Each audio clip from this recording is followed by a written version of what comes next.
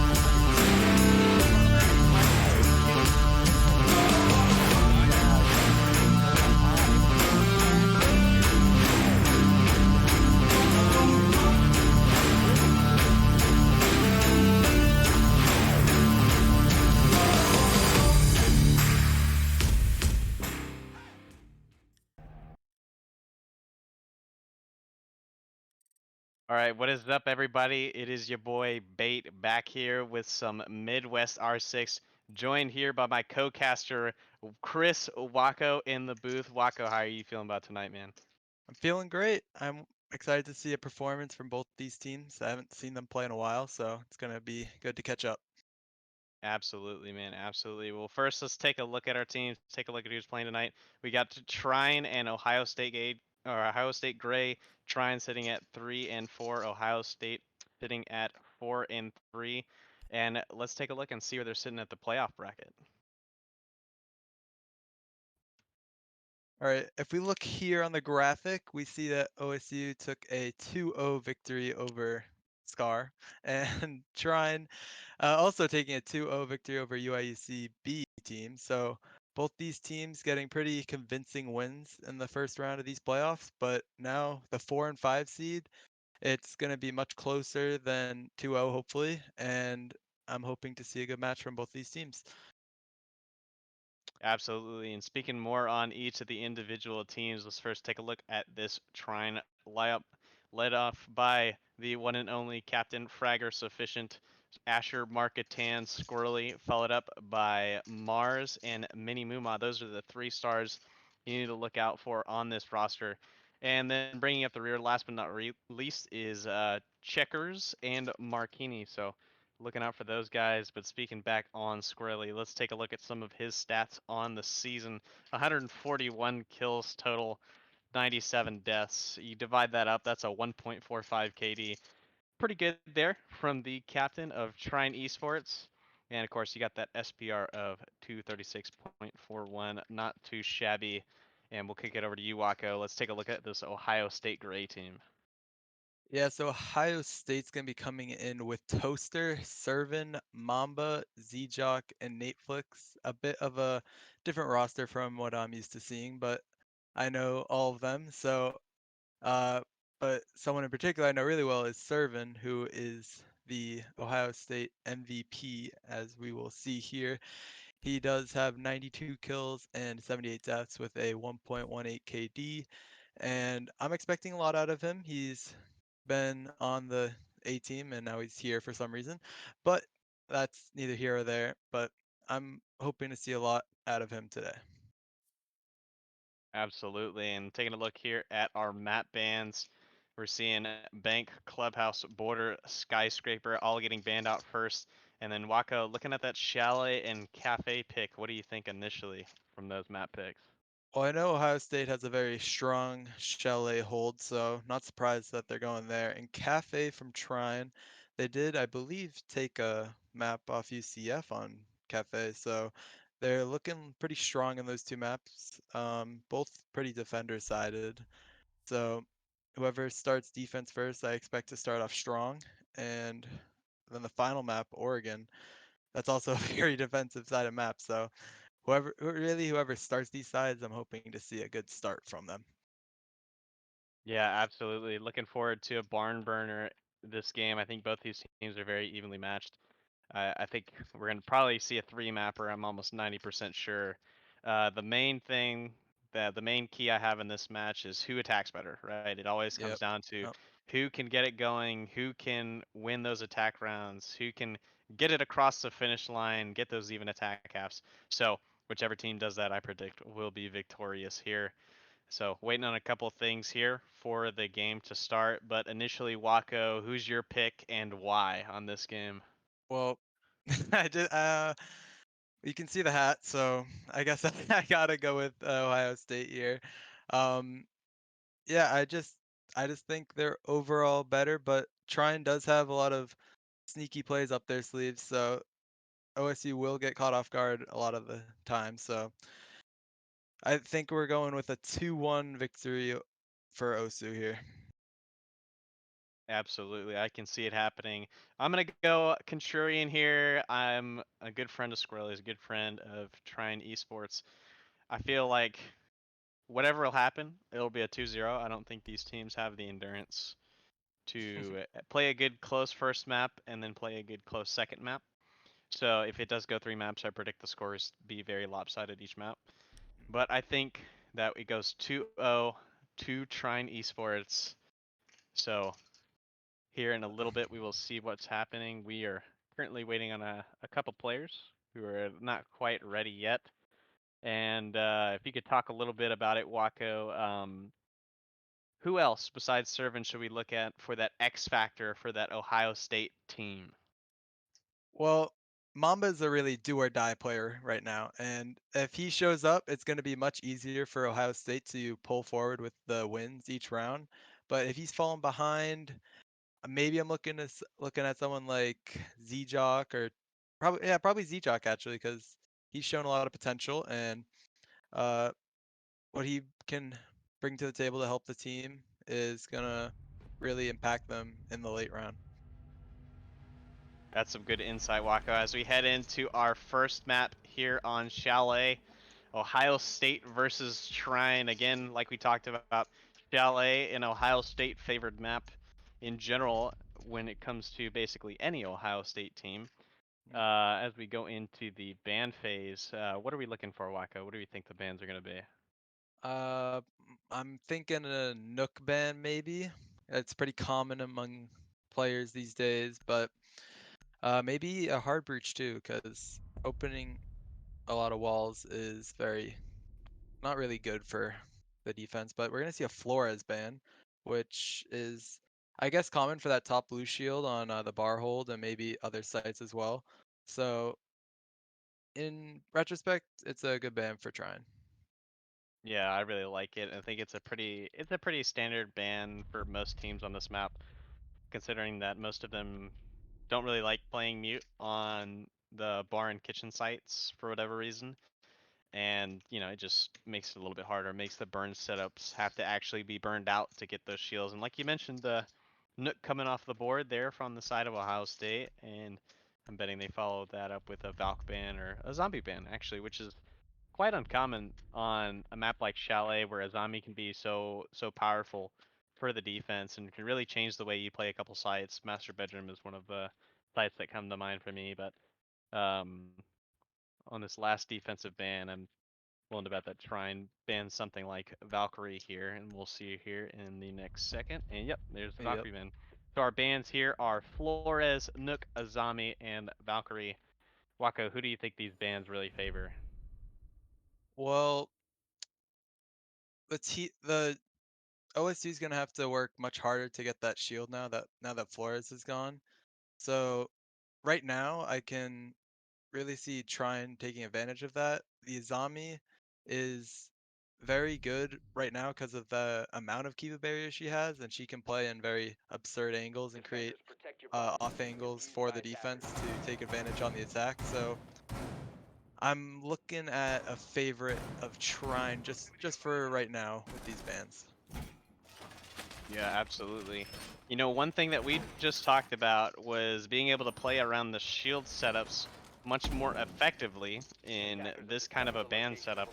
But Trine decides to forego any type of shields whatsoever in favor of a Mira that they will probably place towards the bar wall and maybe towards top Mezzi. Bring the Aruni and the Wamai there for the bands, and then Rob sitting on the roam doing some input now. And then the now classic dock position that was made famous in APAC, just the dock sitting in the corner, able to withstand all the burns from the Capital that comes through on that library double window. You know, now infamous play that really kind of made pretty standard and made Doc really come back into the meta here on this map.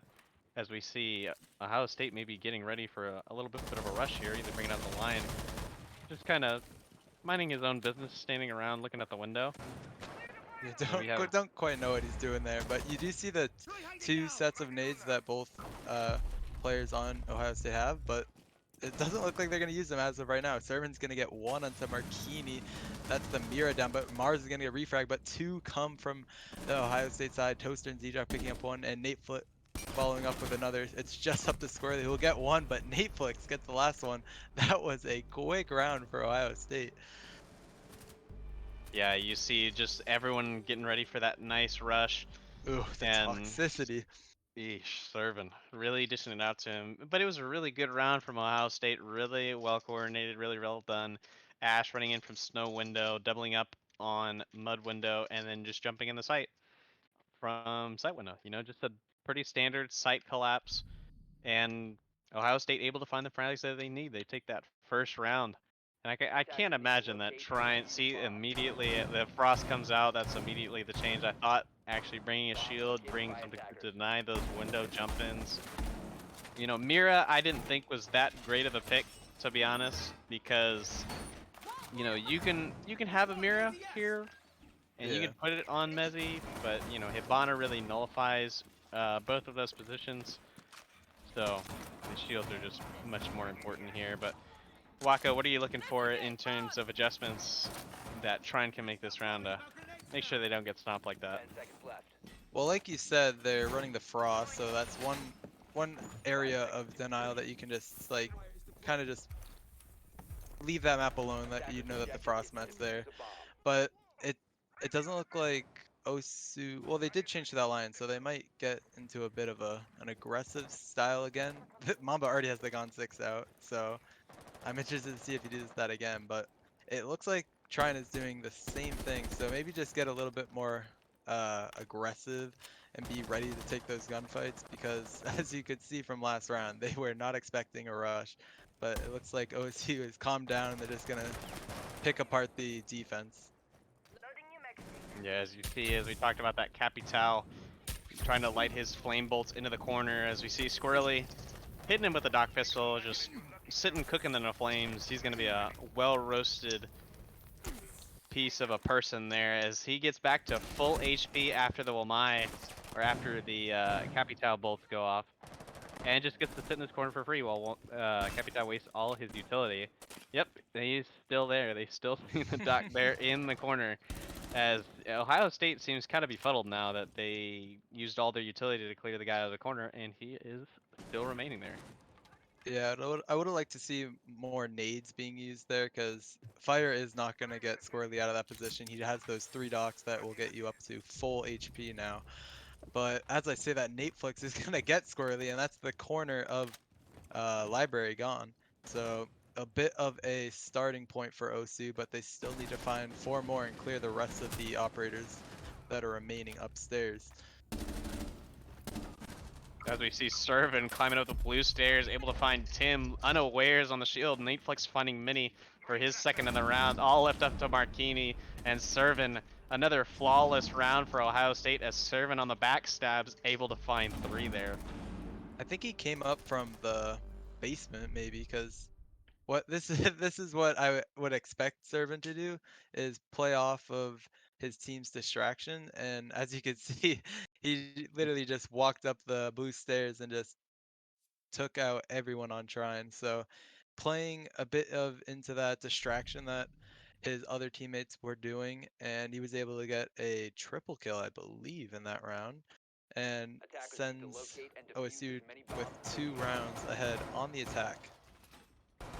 Yeah, really good play there from Servin, recognizing that he can backstab there up the blue stairs. They're able to find two there essentially for free, and then a huge impact frag early in the round from Nateflix, who's actually looks like he was allowed to walk into K9 into office, and then just peek on in through the Ivy double and find Skrilly in the corner. So, again, something that Trine seemingly need to work on is just making sure that they have all their flanks covered, right? It's something on the defense that a lot of teams are very concerned about. It's like, what's your blind spot?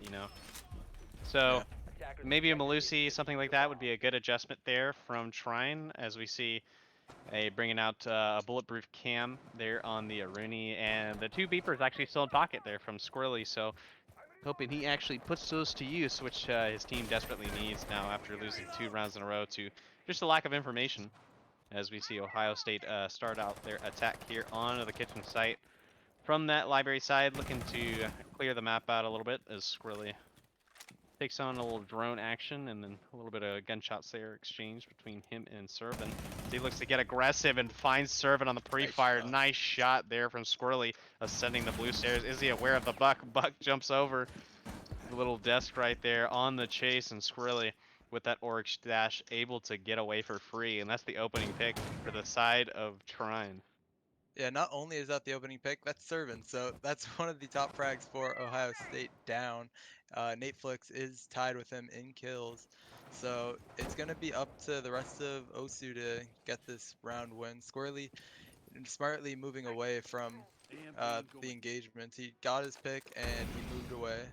And now at this point, it's just a stalling game. They still have that upstairs control, partially, I believe. Yeah, yeah. So they're going to be holding that, but I doesn't look like Ohio State's going to be pushing that far in. And they might just get the wall open as a distraction while they get the bottom wall of dining, and then after that, they're probably just gonna hope for picks to open for him.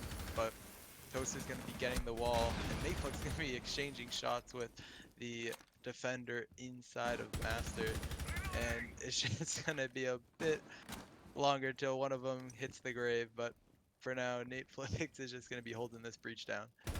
Yeah, Nateflix with a 1x, trying to take a fight on a Master, able to find Mini there in the piano. Plank going down from Toaster behind the bomb. Mamba goes down.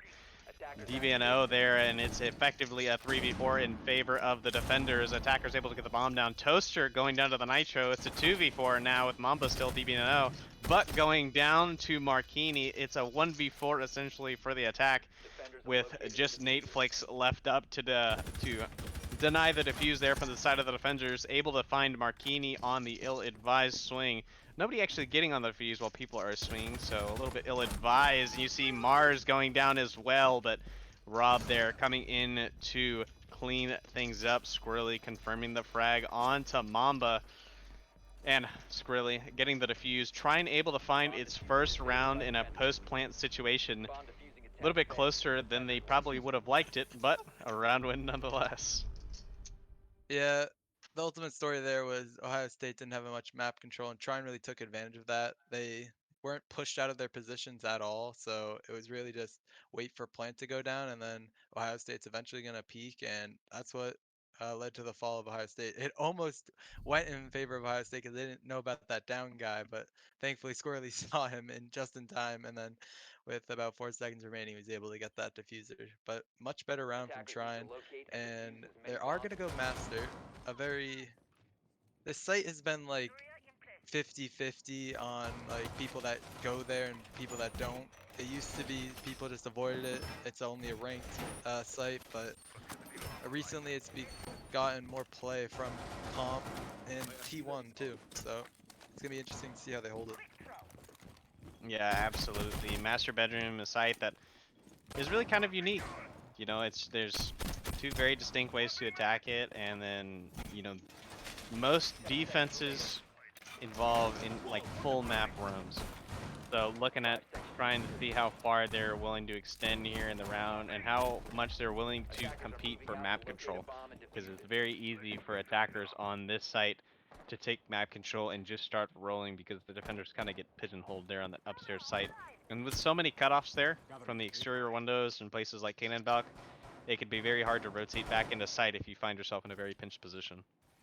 Yeah, roaming on this site is very crucial because if you are just all focused on upstairs, then the nades are just going to become too powerful for the attack. So it looks like they're going to be extending horizontally, and then that they got that one player down blue. So if they push into this, I expect a little bit of a delayed push because Ohio State seems to just play off picks, and until they get that pick, they're not really moving in. So a bit more aggression from OSU will probably do them favors as Sledge just jumps in the window and tries to get, I believe that was Squirrely or whoever that was on top It was meds. mini. Yeah, they cleared him out. So they'd have a lot of control for 2 minutes, and Mamba gets one onto Rob. That's the smoke down. That's 3 gas canisters gone, 30 seconds of plant denial gone. So a great start for OSU. Yeah, smoke going down is pretty bad here on this side, especially when smoke can be very, very useful, especially when he's behind master bed, able to deny half wall plant for, like you said, that extra 30 seconds. And a little bit earlier in the round, Mini able to run away there with a player on blue window, just not actually opening up the blue window.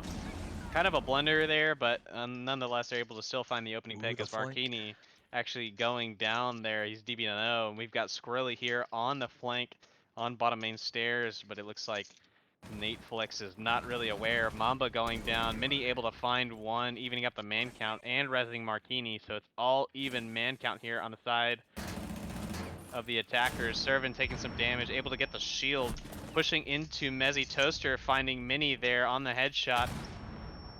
It's a 3v4 with Mark on low HP. Are they able to run into half wall? They are. Toaster able to find the plant down. Servant going down on a backstab from Squirrely. Squirrely trying to spray through the wall, find a planter there. Unable to. Nate Flex getting a kill there. Him getting a kill onto Toaster. It's all left up to him in the round. Low IQ, low HP is the IQ who goes down. It's all left to Nate Flex and Curious Mars here in the post plant. Both on a sliver of HP, and Nate Flex able to find Curious there on the pick on the half wall, and that round is going to Ohio State. That was a very, very interesting round. Squirrely almost getting a crucial pick onto the planter, but wasn't able to quite find the head. And he also paid with his life. And Nate Flex is so really surprising me right now. He has 10 kills, and based on round play, he has like a 2.5 KPR. So he's putting the team on his back right now. A bit unexpected from me, but I'm excited to see him frag. And OSU is took a 3-1 lead, and we're gonna see that master site again. So maybe just a bit better. They don't have the smoke this time, so Rob went to that alibi, probably playing a more aggressive role. Because if you're gonna get first pick, you might as well make it a less crucial op like smoke. 100%, going to the pulse there down below, opting for plant denial here instead of wall denial. So no wall denial there. Mezzy will be pretty much given up for free to the attackers. And, you know, simply put there, the round I think was much closer than it needed to be. I think Ohio State could really do with a lot more of the backstabbing that they've been doing with someone like Servin, walking up solar stairs, jumping in bathroom window, not making their pushes so one-dimensional, and I think that's why the last couple rounds we've seen are one round for Trine and then one round very close in favor of Ohio State. So Ohio State probably should send someone, make sure that they are able to backstab a little bit, and then Trine just making sure they're watching all their angles is the main adjustment I want to see from them. But as we head here into the early round, we see that Ohio State going for something similar as they were last time, trying to go for that main master wall, knowing here about the player inside of supply, and that's Squirrely taking out Netflix. That's your top frag, your 10-2 player down, or 10-1 at the moment. And so Squirrely able to find one there, looking straight at Servant's barrel on the main door, able to only walk away very minimally scathed. As we head here, 2 minutes left in the round, and Trine able to find that opening pick. Yeah, it's a good start for the defense, as you said, and Servant's gonna have to pick up some of that fragging duty now that Nate is down. But it looks like all of Trine is, or most of Trine has fallen back to site. They do have that one player downstairs and dying that to the pulse. So you can deny parts of that site, but I don't believe you can deny fully. I don't think he can deny that plant spot behind half wall, so it's gonna be interesting to see how he plays like that. But Servant's gonna get one onto mini, but Squirrely will get the refrag, and that's three players left for OSU. So they're gonna have to flush these flankers out, or they're gonna have to commit to site. They know two are downstairs, so they could take the 3v2 on site, but it doesn't look like they're doing that just now. They're a little hesitant to push.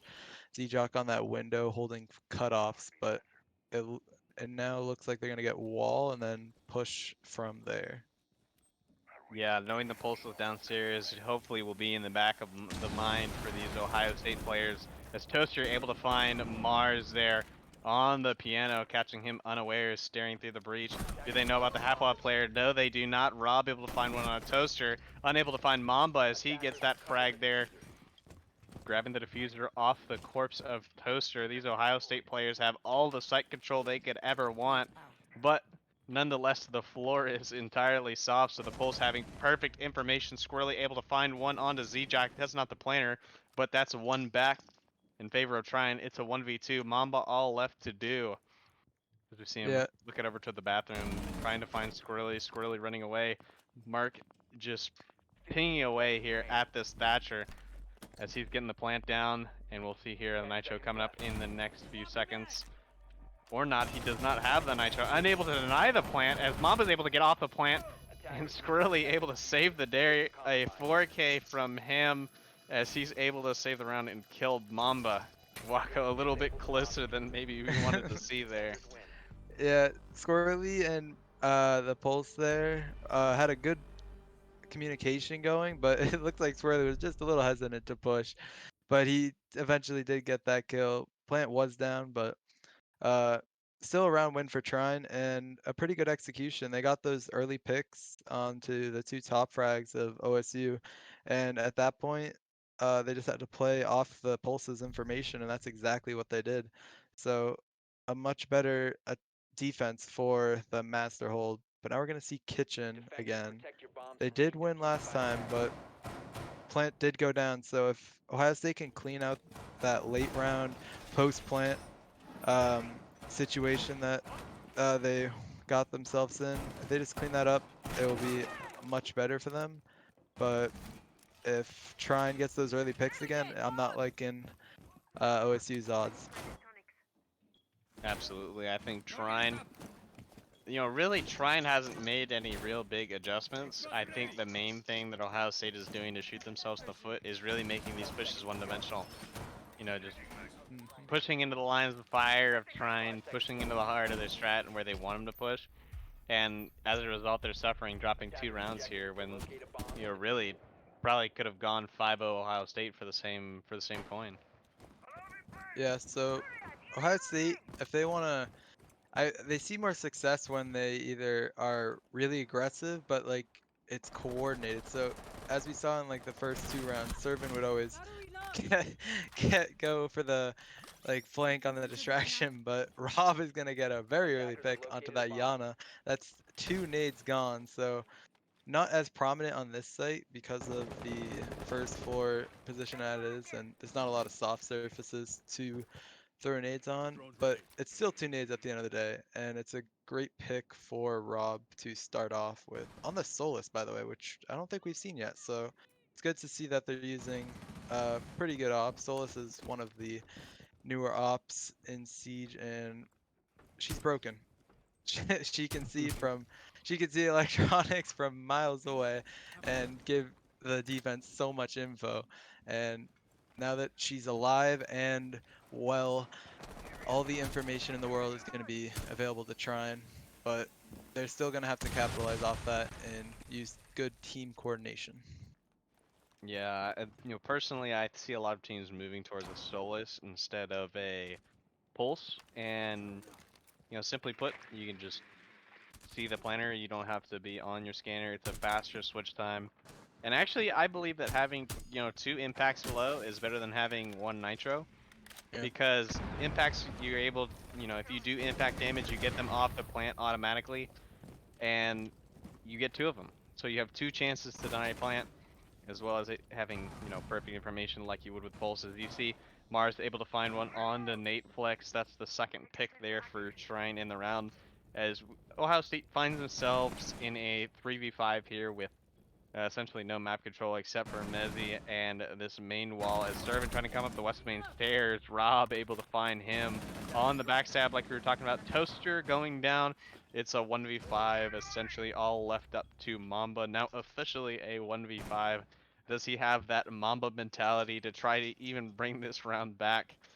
As we see him just baiting here around towards the breeze, seeing that player on half wall, seeing the player on solar stairs, as these players just patiently wait for Mamba to wait out the time, do a whole lot of nothing, as Rob taking the gunfight onto him, Jiggle peeking him, Mamba peeking through, and Tim running out the breach, getting the kill there, able to finish him off, and that's another round win for Trine.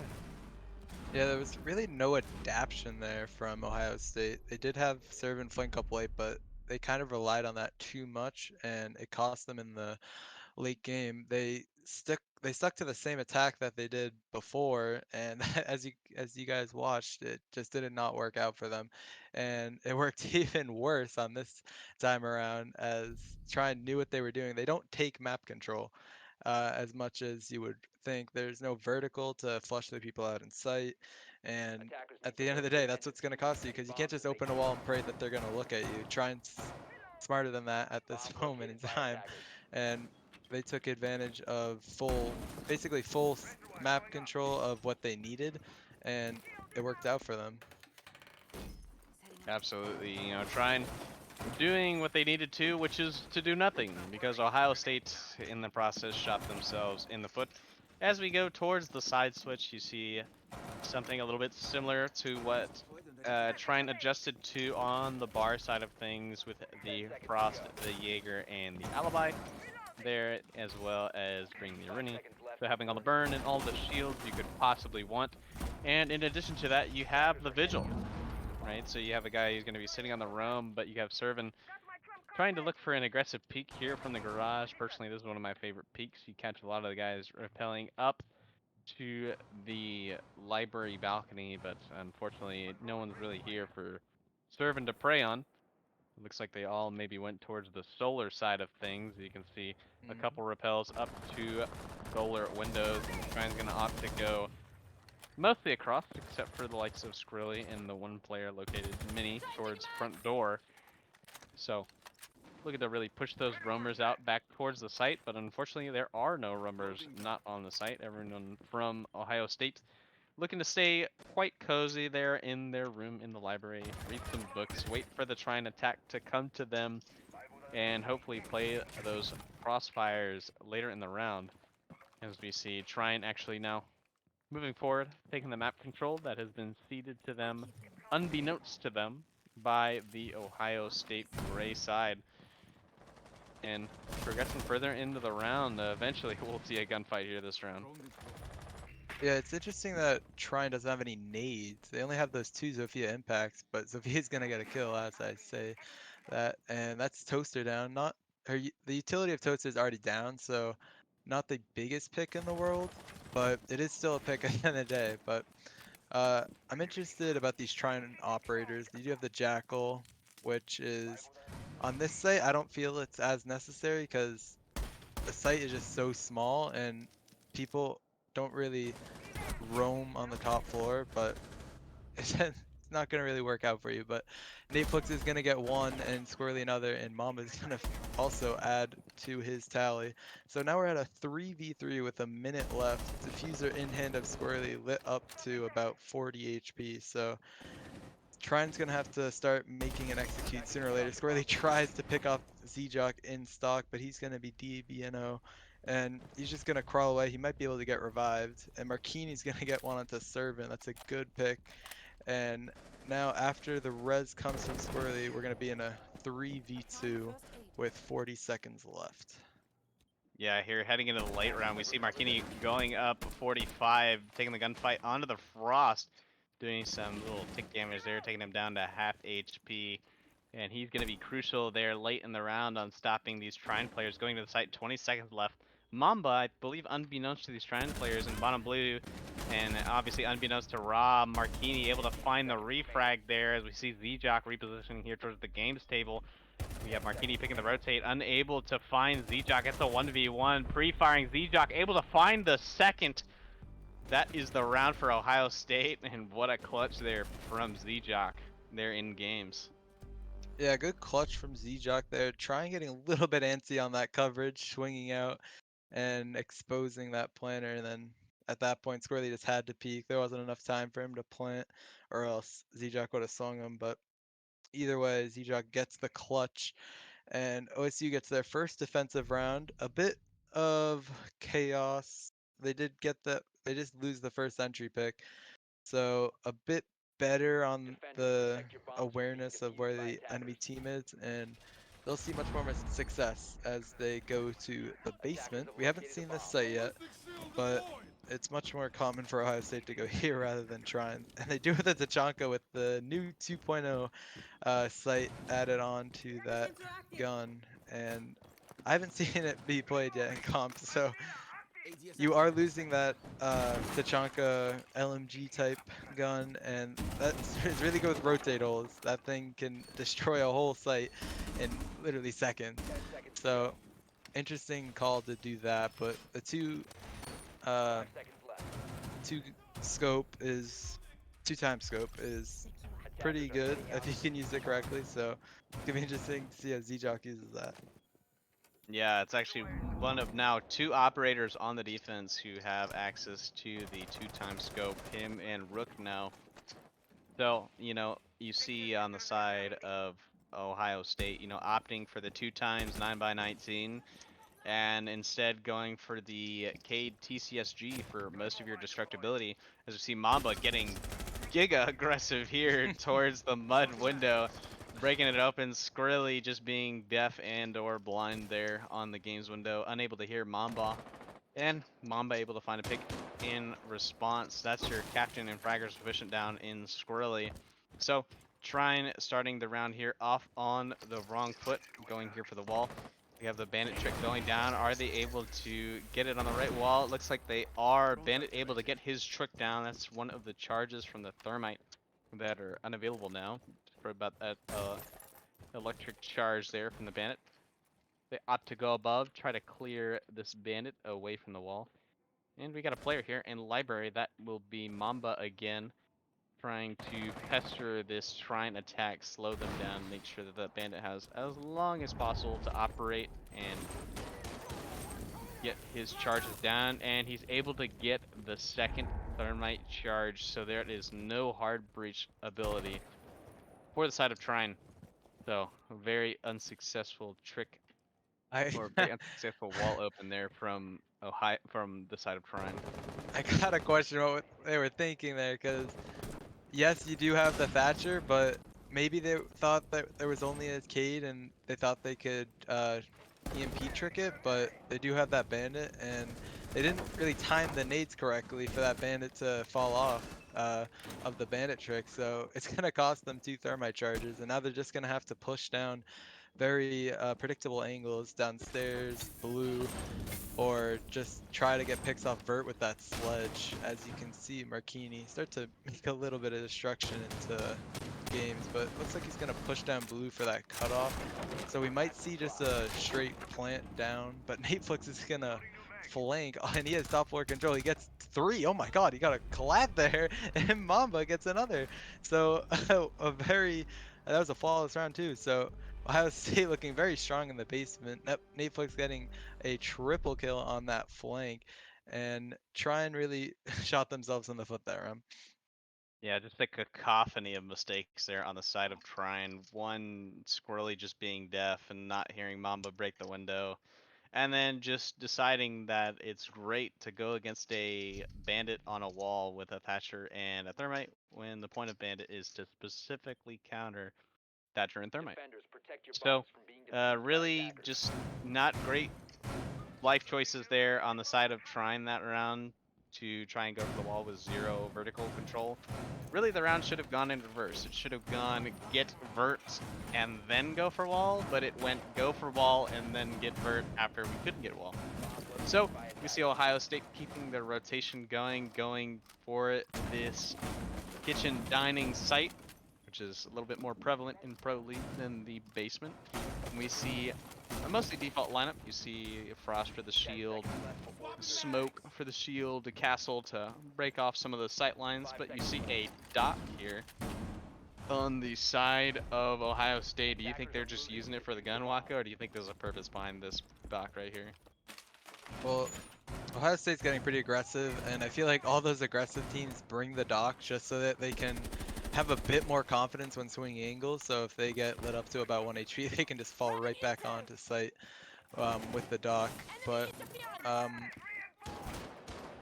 we're gonna see another attack from Trine, and they're gonna be immediately punched in the back, but Mom's gonna get refragged by Marquini. So a 4-4 even side, but with 230, I'm not really expecting a big difference in the round because they still have those 2 minutes to clear everything, and they're just gonna have to flush out these defenders if they want to win this round. Absolutely. I think personally, if it would have been, I don't know, someone like Sledge versus Mars in the Dokkaebi, I thought it would be a lot more impactful because you find an opening frag very early, first of all, and then you're able to get that camera utility with Dokkaebi on very early on. You're obviously missing out the calls to block the cameras for your pushes. So that's a lot of utility down on the side of the Dokkaebi, plus maybe a Gone 6 and maybe some flashes there. As we see Servan found by Marquini there on supply from the hatch. A good pick there from Marquini. That's his second in the round as the Thermite. As Trine looks to get some walls open.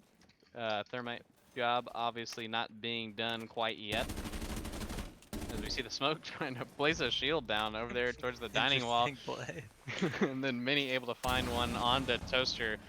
Fries him, just like you'd fry a lot of stuff in the Toaster. Smoke sitting in the corner, dropping off the hatch, able to get away as Squirrely pushes up 45. Trine looking posed to actually get a plant down as we see Z-Jock now all alone on the top floor, able to find one onto Mini. We'll see if his frag is impactful or impactless here in the round as he drops on down, or just chooses not to drop on down towards the kitchen hatch, takes a gunfight onto the main stairs, able to find Rob there, puts it back in a 1v2. This might just be doable if he's able to find these Trine players at the right time. Getting back on the hatch is Z-Jock looking for Marquini to see maybe if he'd catch him a little bit out of position, opting to go towards the solar stairs, shooting the camera that actually was just stairs. he didn't like that camera. He didn't like it very much, and Marquini able to finish it off. That's a 3K on the round for him. Very impactful there from the Thermite. Yeah, I mean, I'm interested that they didn't reinforce that wall that you just saw there on dining. It's typically a very default wall to reinforce, and with that open, it's just much more easier for trying to hold very long angles and clear that side of the site early on. And I don't think Trine got a lot of map control there besides opening the same things that Ohio State did. All of the picks that Ohio State lost were just to aggression on basically the other side of the map, and that's what really cost them because you're not going to win a 2v4 without really post-plant operators. So Trine taking advantage of that and getting a very good round win there, and they cut the lead to only 1 round, or they cut Osu's lead to 1 round. Yep. Yeah, as we saw there, you know, that wall is actually very crucial, a pretty default power position. If you're able to keep the wall closed and able to keep vertical pressure is there behind that table, behind those green boxes, then leaving that wall open, Squirrely was able to find some pressure onto that smoke and force him out and away down the hatch. And the smoke, actually, you know, probably was just placing down the shield so he could even play there, knowing that with that reinforcement out there, it was going to be pretty hard. As we see Servan on the vigil again, trying to find an opening pick onto the side of Trine, but guessing wrong yet again as to what side these Trine players are pushing. Vigil, Servan looking to get active, finally finding someone on the camera. but not able to get the timing right as he runs away, losing probably about 5 HP there. Opting to go for a little bit of a punch hole here, which might catch one of these Trine players unawares. Fast exchange here between the Lion and the Vigil. He's getting Dope called. He's probably about to get Lion called. He might get Jackal tracked. Vigil is not about to like his life very much right now if Trine decides to hunt him down. As we can see, they're really going all in. Actually, no hard breach here. On the side of Trine, I would have liked to actually see maybe a Hibana to open these office walls and allow them to burn this top blue shield more efficiently. But nonetheless, Trine, a minute 50 left in the round, and finally starting to get the map control that they need for this attack. Yeah, so Squirrely has diffuser downstairs. So I'm I don't know if he's gonna flank up with his team, but what they might do is try to do like a split push here, distract the team upstairs while they sneak into sight. But at the current moment, they're just gonna be droning out where these Ohio State players are gonna be positioned, establishing these crosses to get anyone catch anyone off guard. But Squirrely's gonna rotate back up with diffuser, so that's better for Trine as they're gonna have a bit more team coordination with that. And now they're just gonna have to focus on burning these ADSs and try to get that shield on top blue so they can push forward. Jaeger taking a very aggressive peek, and Marquini doesn't seem to find him in time.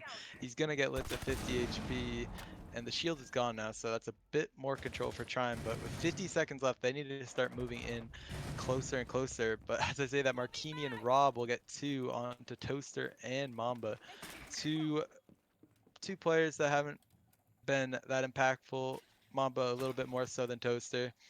But Servan's gonna have to retake this blue position, try to kill Marquini, but Marquini's his aim is on point right now, and he gets a double on the round. And it's up to Zjock and Netflix. Rob might have just said a frost map, but it does not matter as Mini takes out Netflix, and now it's all left up to Zjock and proning behind the table. But Marquini's gonna get another, and Trine picking apart Ohio State, and they bring it to a tie scoreline here on Chalet. Yeah, one thing that I really would have liked the side of Ohio State to do is to really get aggressive when a team like Trine is going for burn, right? You saw a lot of these players stay static in their positions, not get aggressive when they know Trine has utility in their hands. And as you saw, as a result, Jaeger would have had a freebie there on to either Lion or probably one of the blue window players if he just would have committed, right? A lot of Yeah. players, what'll happen is a lot of teams will time that Lion call for the burn, and so now defenders don't feel so inclined to peek. But Marquini obviously not ready at all for the Jaeger to be out in the middle of the hallway, as no one would. But again, something that Ohio State needs to take into account. They're a very aggressive team. They like to get aggressive, and they need to commit to that aggression. And that would have worked there on that round, and maybe gotten them the round win. Yeah, so for Trine, they are going to switch off that Thatcher in place of a Jackal and get rid of the Ash for the Yana. That's going to bring those sets of nades that they almost forgot. And without that Thatcher, getting this wall is going to be much harder because of those three ADSs there. They do have the EMPs on Dokkaebi, so that's going to be quite impactful. But Mamba is going to get caught on that spawn peak, and he's going to be shut down early on. Not what you want to see from Ohio State right now because of their success on this site. So Trine starting off pretty good. They are going to also get footprints, pretty fresh ones at that, and that's the Solus. So if they get that Solus player, which is Netflix, it's going to be a pretty big pick, but he's going to fall back to site. Maybe get pressured? No. He's just going to get scared a little bit, but he's going to be uh, flushed back into sight, and now Trine has almost all of map control. It's just going to take some time for them to find out, and hopefully they can use that to their advantage.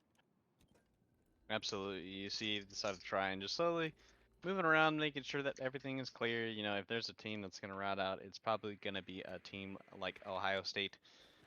But unfortunately, one of the players to do it, Servant, is back on site on bandit duty. And Marquini, once he realizes that there are not a lot of footprints to scan, he's going to be like, all right, guys, all clear. We can start going for vert. So As they do that, the rest of Trine just waits for this Ohio State team to get aggressive, which is what they need to do, and Squirrely sitting in the right place at the right time. Catches Nate Flicks coming up the main stairs. That's your Solus down. That's your 14 killed, double more any kills than anyone else on the team player down. So huge pick on the side of Trine in this even match right now, 5-5.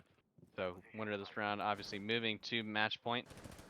As you know, Trine really kind of needs to get a move on here. A minute left in the round. Wall not taken. No vert really taken here as well. You know, Marquini needing to be one of those players that works the vert. And Servant able to find Squirrely there. That's the nades and the Yana down. So a little bit of utility there off the board. That not too great there on the side of Trine. That's also your top frag. As we see, Trine opt to go for this backside take. Able to find Toaster is Curious Mars. Tachanka sitting on a shield here towards blue. He's gonna crouch there. Tim trying to find a pick there, unable to at the moment. Zijak getting stunned, dropped on, and shot from Marquini as it's a 1v4, all left up with the servant. In a great position to deny plant, able to find one there, able to see the feet of the Jackal light him up to 30 HP. The Thermite has to cross to sight from this angle, unless he realizes he can just walk in the side door as well. But Jackal deciding to peek the hatch. What are you doing, man? And that Nitro, unable to find anyone, but very close to finding someone. Rob getting the plant down. 5 seconds left on the round. Is the Bandit going to swing in and find him? No, he is not. Rob able to get the plant down on the blue door behind the shield. As Marquini DBNO behind the pillar. Going to Living Drone himself onto Bandit. Let him know that they are on the west main wall, both doubled up here behind this blue shield. Very precarious spot here on the side of Trine. Unable to find one. Servant able to find one. Able to find two. That's the ace clutch from Servant. Can he find the diffuser? Oh my lord. Ohio State B pushing it to map point, and that, wow, what a round there from Servant. That was a great clutch from Servant, finally showing what he's made of. But I really got to question what Trine was doing there. They were getting really aggressive, and Thermite did have that. He did have that other wall open, so he could have just went around. He didn't have to push through boiler, and that those crucial like 3 seconds to like 5 that really cost them in the end, and them stacking up in that blue side behind the shield, not really advised either. Play those cross angles that you can have and not just expose both of yourselves to them. But once again, great clutch from Servant, and OSU moves to match point. And it's, even though they got that round win, I'm not convinced yet that OSU is gonna take this map. Trine's attacks are just looking too good right now, and OSU's early aggression is not working out for them because they're just so solo that it just doesn't work half the time. The only ones that work are usually mid round to late round when Trine doesn't expect it, but Trine is looking out for those spawn peaks, looking out for those early swings from Ohio State. So if Ohio State just times it better and works a little bit better together, then I see them taking this map. But if it's gonna look anything like the previous like 4 rounds, excluding the last one, I'm thinking this is gonna go to overtime. Yeah, absolutely. I think Trine's attacks are very good right now. I just think there are a couple pacing issues and a couple utility issues. Personally, I think, you know, not seeing any of the claymores really being used on the side of the attack. So, you know, you could bring freeze charges for the Verd on the Zofia. You could bring smokes for the execute on the Jackal. You know, little things like that that would have helped last round, especially with the vertical control working, making sure that we actually get these players out of these positions. And as we see, Trine maybe looking to do something a little more direct, a little faster. And as I say that, I see a player on Solar Repel, which lets me know that that is indeed not the case. As we see one player actually being located there in West Main, trying to contest Trine's walk in here to the solar side of the map. And we see Rob just kind of chilling here on the library balk, waiting for a player to greet him with his head so he can greet them with a bullet. And just trying to take it slow, make sure they get all their P's and Q's and try to lock out this round and move it to overtime. Yeah, so Ohio State here is going to be playing a bit of a different hold. It looks like they do have that more extended horizontally roam instead of that vertical roam. So it might favor them a little bit better. Squirrely's not going to be able to jump in this window as fast as he'd like to. And OSU is adapting to where Trine's pushing at the moment. And with a minute 30 gone, it's working pretty well for them.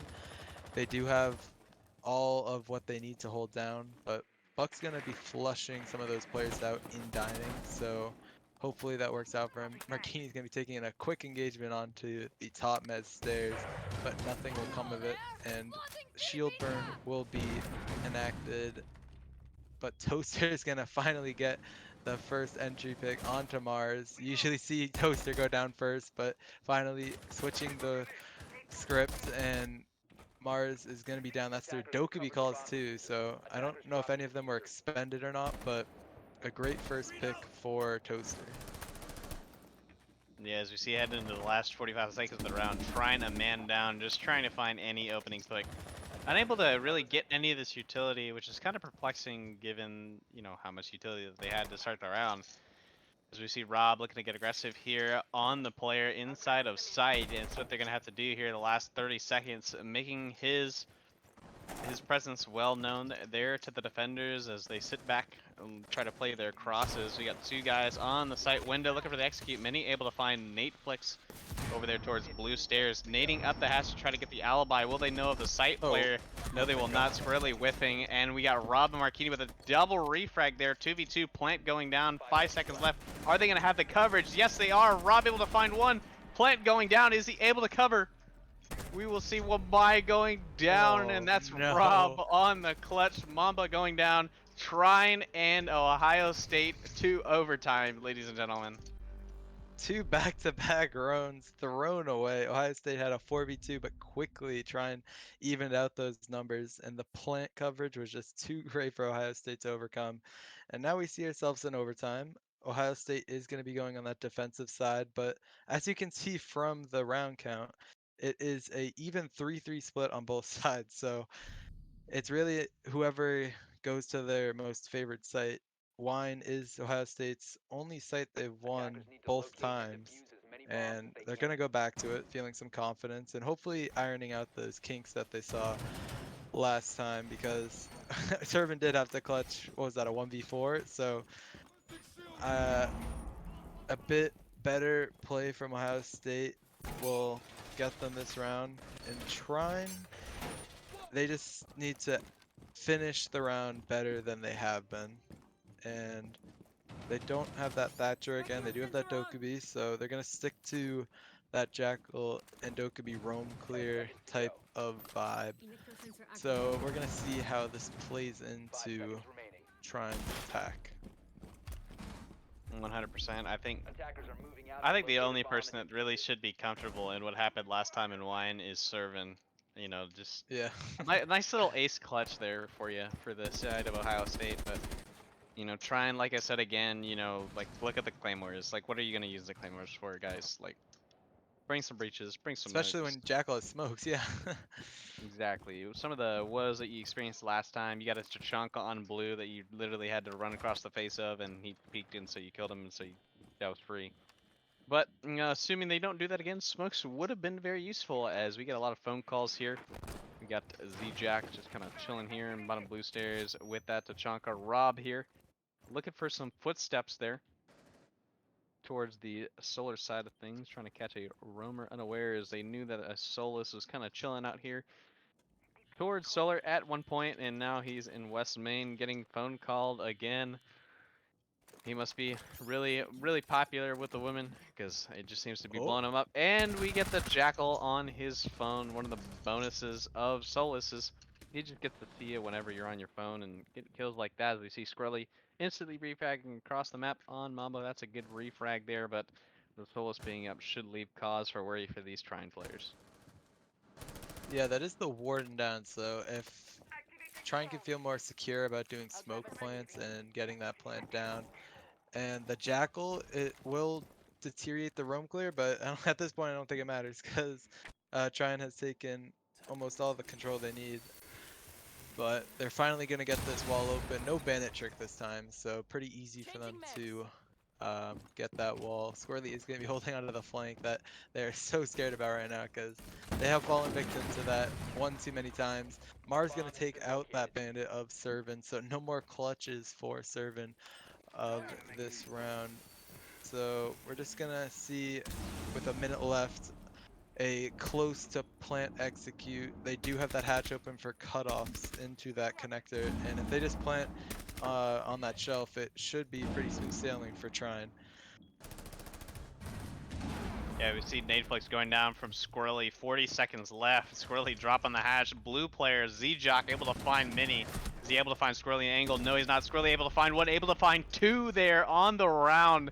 Getting the attack on the side of Trine. That's more what you're looking for if you're on Trine. Not letting Servant get that 1v4 clutch, but instead getting the crosses held, getting in the right position, just doing the right stuff there on the side of Trine, and they get the round win, moving it to match point.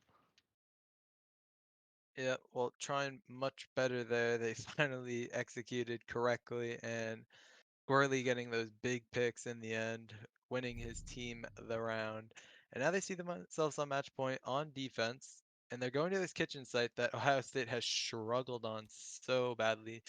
Ohio State really needs to adapt here to the push. They've seen this site twice, so I would assume that they get a bit of a better understanding about how Trine plays this. I want to see Ohio State get that vertical control with that sledge, and they can't just rely on getting walls open and hoping that Trine peeks into them, because Trine is just too patient at the moment, and it's going to win them the round if they don't adapt to this defense. Absolutely. I think one thing that's very important for Trine is keeping as many of these Goyos up for the late round as possible.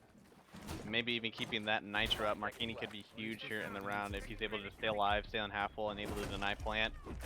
As you see, Ohio State might be going for something a little bit faster here. You know, they're bringing the Sens. That's almost a surefire tell that they want to hit this trophy side fast and make a little bit of a rush play onto the site, which worked out for them the first time. And on overtime match point might be the spark they need to get them across the finish line. And I say that, you know, you see now the side of Ohio State maybe looking to go a little bit slower, maybe looking to use Z-Jack for his execute utility. Because of that west main drone hole, you're able to effectively cut off the sight line of half the site from outside the map, and then able to reposition to the front door, so not too crazy of a ask there from the sense map. That is a 3-speed, and that is a crucial pick on the side of Ohio State. That is both the top frag of Trine and the Warden down, the one player who would have been able to stop this take from Ohio State in their tracks. As we see Toaster able to open up the mezzanine wall there, the cannon wall, onto Mars, who has not had a lot of success in this position, kind of finding himself getting picked early both times here on this piano shield. Now able to be let live for a little while longer than the last. We see Mini able to find one onto Mamba. That is the Lion down, trading back into an even man count here for both teams with a minute 30 left in the round. Most of the Goyos still being left off on the side of Trine. As we see Ohio State look to get poised for an execute here on match point. Yeah, so what I think Ohio State's plan is going to be is to roll those senses through the drone hole, cut it off, and just plant. And that's their adaptation, because it looks, you see, Z-Jock is going to do exactly that. But the Warden is down, so I was going to say early on that the Warden is going to be crucial here in the late game, but Swirly did get picked early on, so that's going to fail. But Sermon's just going to swing in, and Plant's going to go down. Rob is on that flank, so he could catch some of those Ohio State players off guard. But Mars is going to kill Servants, but in the meantime, Plant is going to go down. Rob is on this flank. Do they know about it? They do, but a gunfire is exchanged, but Toaster will win that engagement. Now we're in a 3v2 post-Plant map point on the line for Trine. They do have another, but they'd much rather win it right now. Z-Jock is gonna kill Mars, and it's just left up to Mini in the 1v3 with 23 seconds left on the board. Runs outside, but Toaster eliminates him, and we are going to a full map match overtime, and no better way to start off a match than this. Yeah, Minnie, where are you going, man? Running all the way outside to try to find that thermite to, I guess he thought was Sense throwing another Sense through the drone hole, but Sense was just already in the site throwing Senses around. So a little bit of misinformation there on the side of Trine. Again, something that you go back to, just trying to find that early pick, Servant finding that early pick on to Squirrely probably won them the round because I don't believe that they would have been able to do the things that they wanted to do on site with that Sens if Squirrely was up. And then Marquini, a little bit of a game sense thing, but I can't imagine they're going to throw up a sense and then not have something behind it. So probably a little bit ill-advised to have a nitro in your hand on half wall when there's no one watching anything, and there's a giant smoke wall in front of you. So we'll see if they can keep up their attacking prowess there. Again, Trine looking very good on the attack here with a very similar lineup.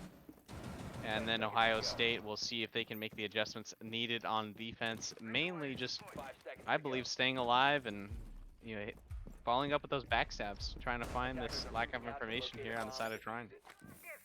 Yeah, don't know if Ohio State just tried to call a timeout. They did say TO. Never seen that one before. It's usually P, but um, whatever the case, Ohio State not looking so good the past two rounds on this basement site. They did get that entry pick last time onto the Jackal, but they were immediately refragged, and then they just kept peeking, and then it was just a downhill slope from there. So Ohio State's really going to need to be more patient and be just better overall in this final round of Chalet. So we are going to see a bit of a similar attack. Marquini's going to get that main wall open, so that's cutoffs established, but Mars is going to continue to get that drone clear, or drone the roam from Ohio State. So as well as that Jackal will get the footprints, but Ohio State's playing pretty far back, and Servan's going to open up round 15 with a frag on a mini, getting a lit up himself, so he's going to have to get out of there as fast as he can, and he smartly goes back to site. So now we're looking at a 5v4, 5v3 now. Zijok getting Marquini onto the thermite, so only one wall is getting opened in this round, and it's just left up to Squirrely, Mars, and Rob. They do have no more Dokkaebi calls, so they're gonna have to deny this roam clear with drone work or just push up with straight aggression as they are doing right now. But they're not going to find anyone top floor as the rest of Ohio State is remaining in their secure spots for now. Yeah, one of the things that would have been a saving grace for Trine is if Ohio State ran a couple operators that brought a lot of info utility, as the hacking of the cams would have been very useful there on the side of the Dokkaebi, but there are no such cams to speak of, just the default cams that would have been downstairs. And as a result, a whole lot of nothing happening as Rob runs through the fire and the flames, but he's not able to find anything. Really taking that half HP hit there from the Nitro of Toaster, as we see Trine finding themselves in a 2v5 with Squirrely and Curious Mars, all left to do. 30 seconds left. As we see a lot of the burning happening from the Tachanka. Curious able to find one on to serve, and pre-fire is going out, not knowing about the person next to the breach. That's Mamba. Squirrely dropping down, finding another one as well.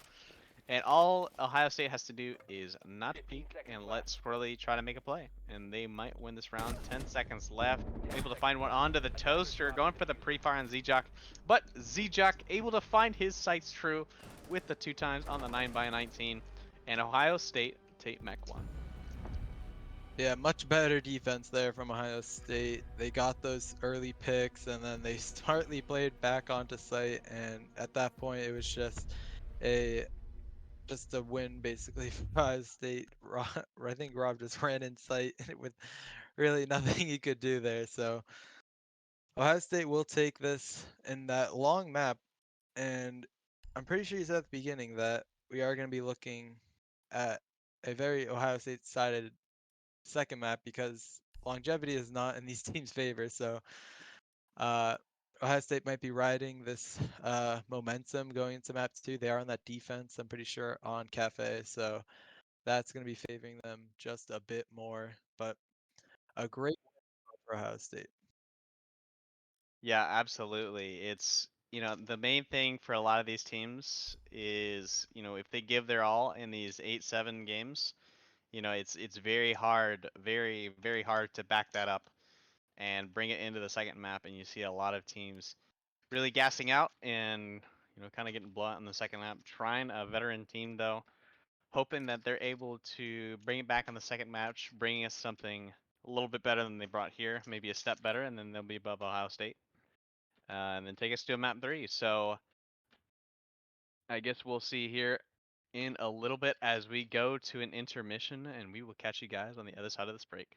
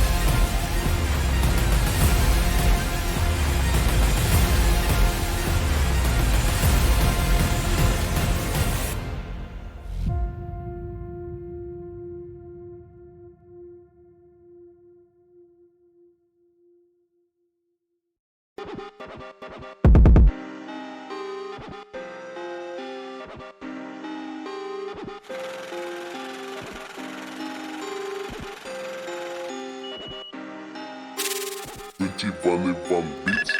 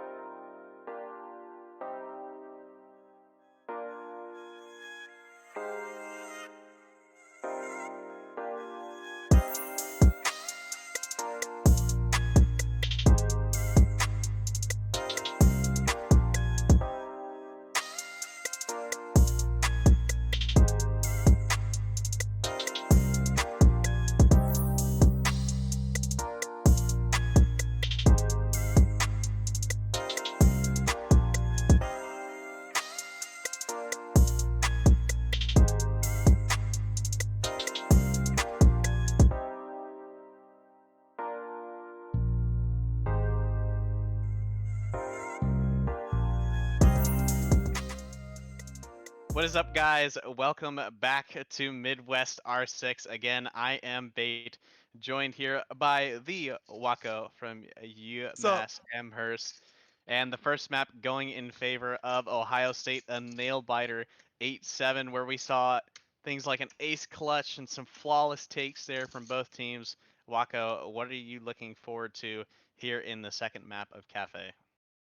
well, as we saw in the first chalet, we didn't really get a glimpse into how defense and attack would be favored. It was a 3-3 split, so um, I guess Cafe's a little bit more defender sided, but I'm expecting an Azami ban, which is not going to be, it's not going to be a good thing for the defenders. So um, I think just if Ohio State plays a bit more passive on the upstairs. On downstairs, they're gonna have to roam a little bit more because Trine does like that vertical control.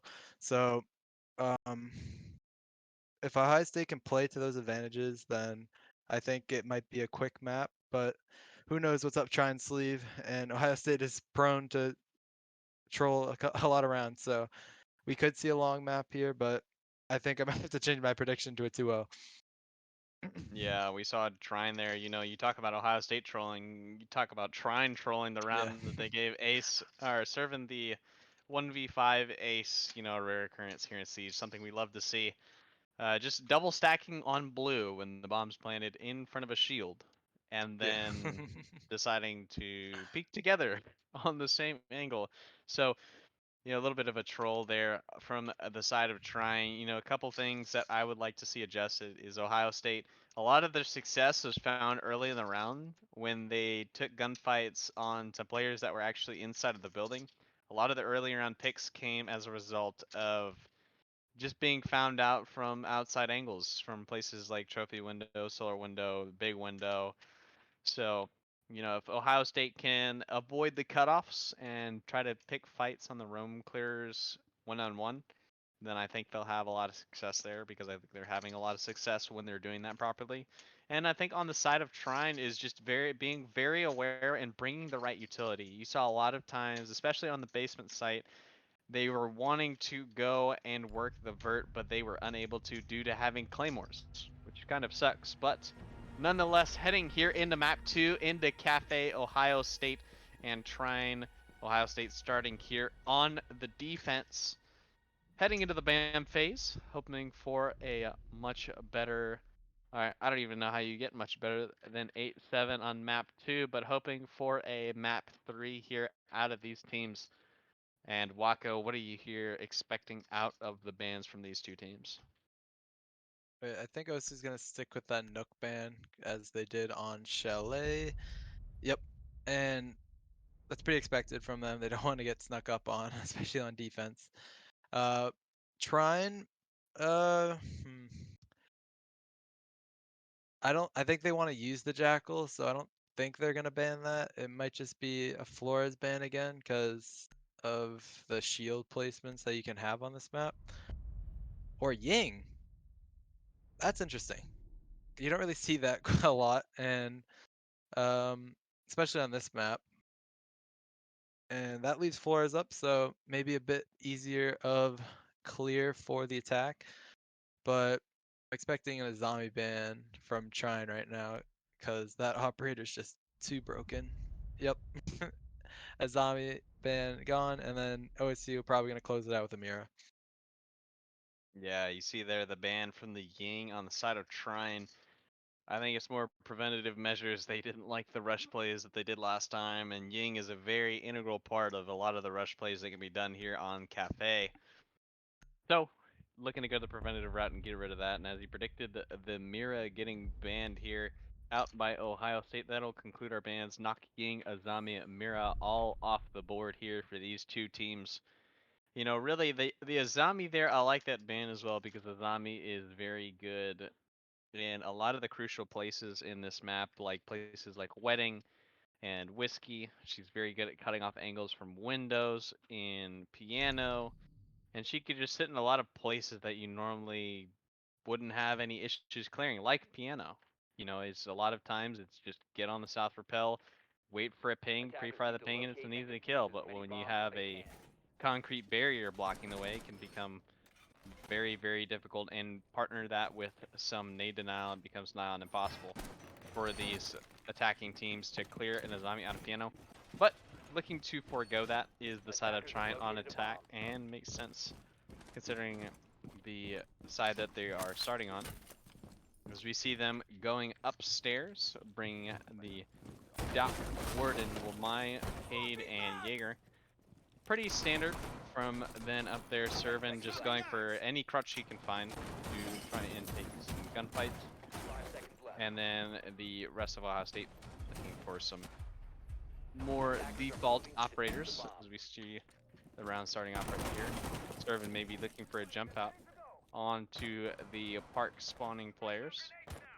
Kind of sitting on the cameras waiting to see what he can see.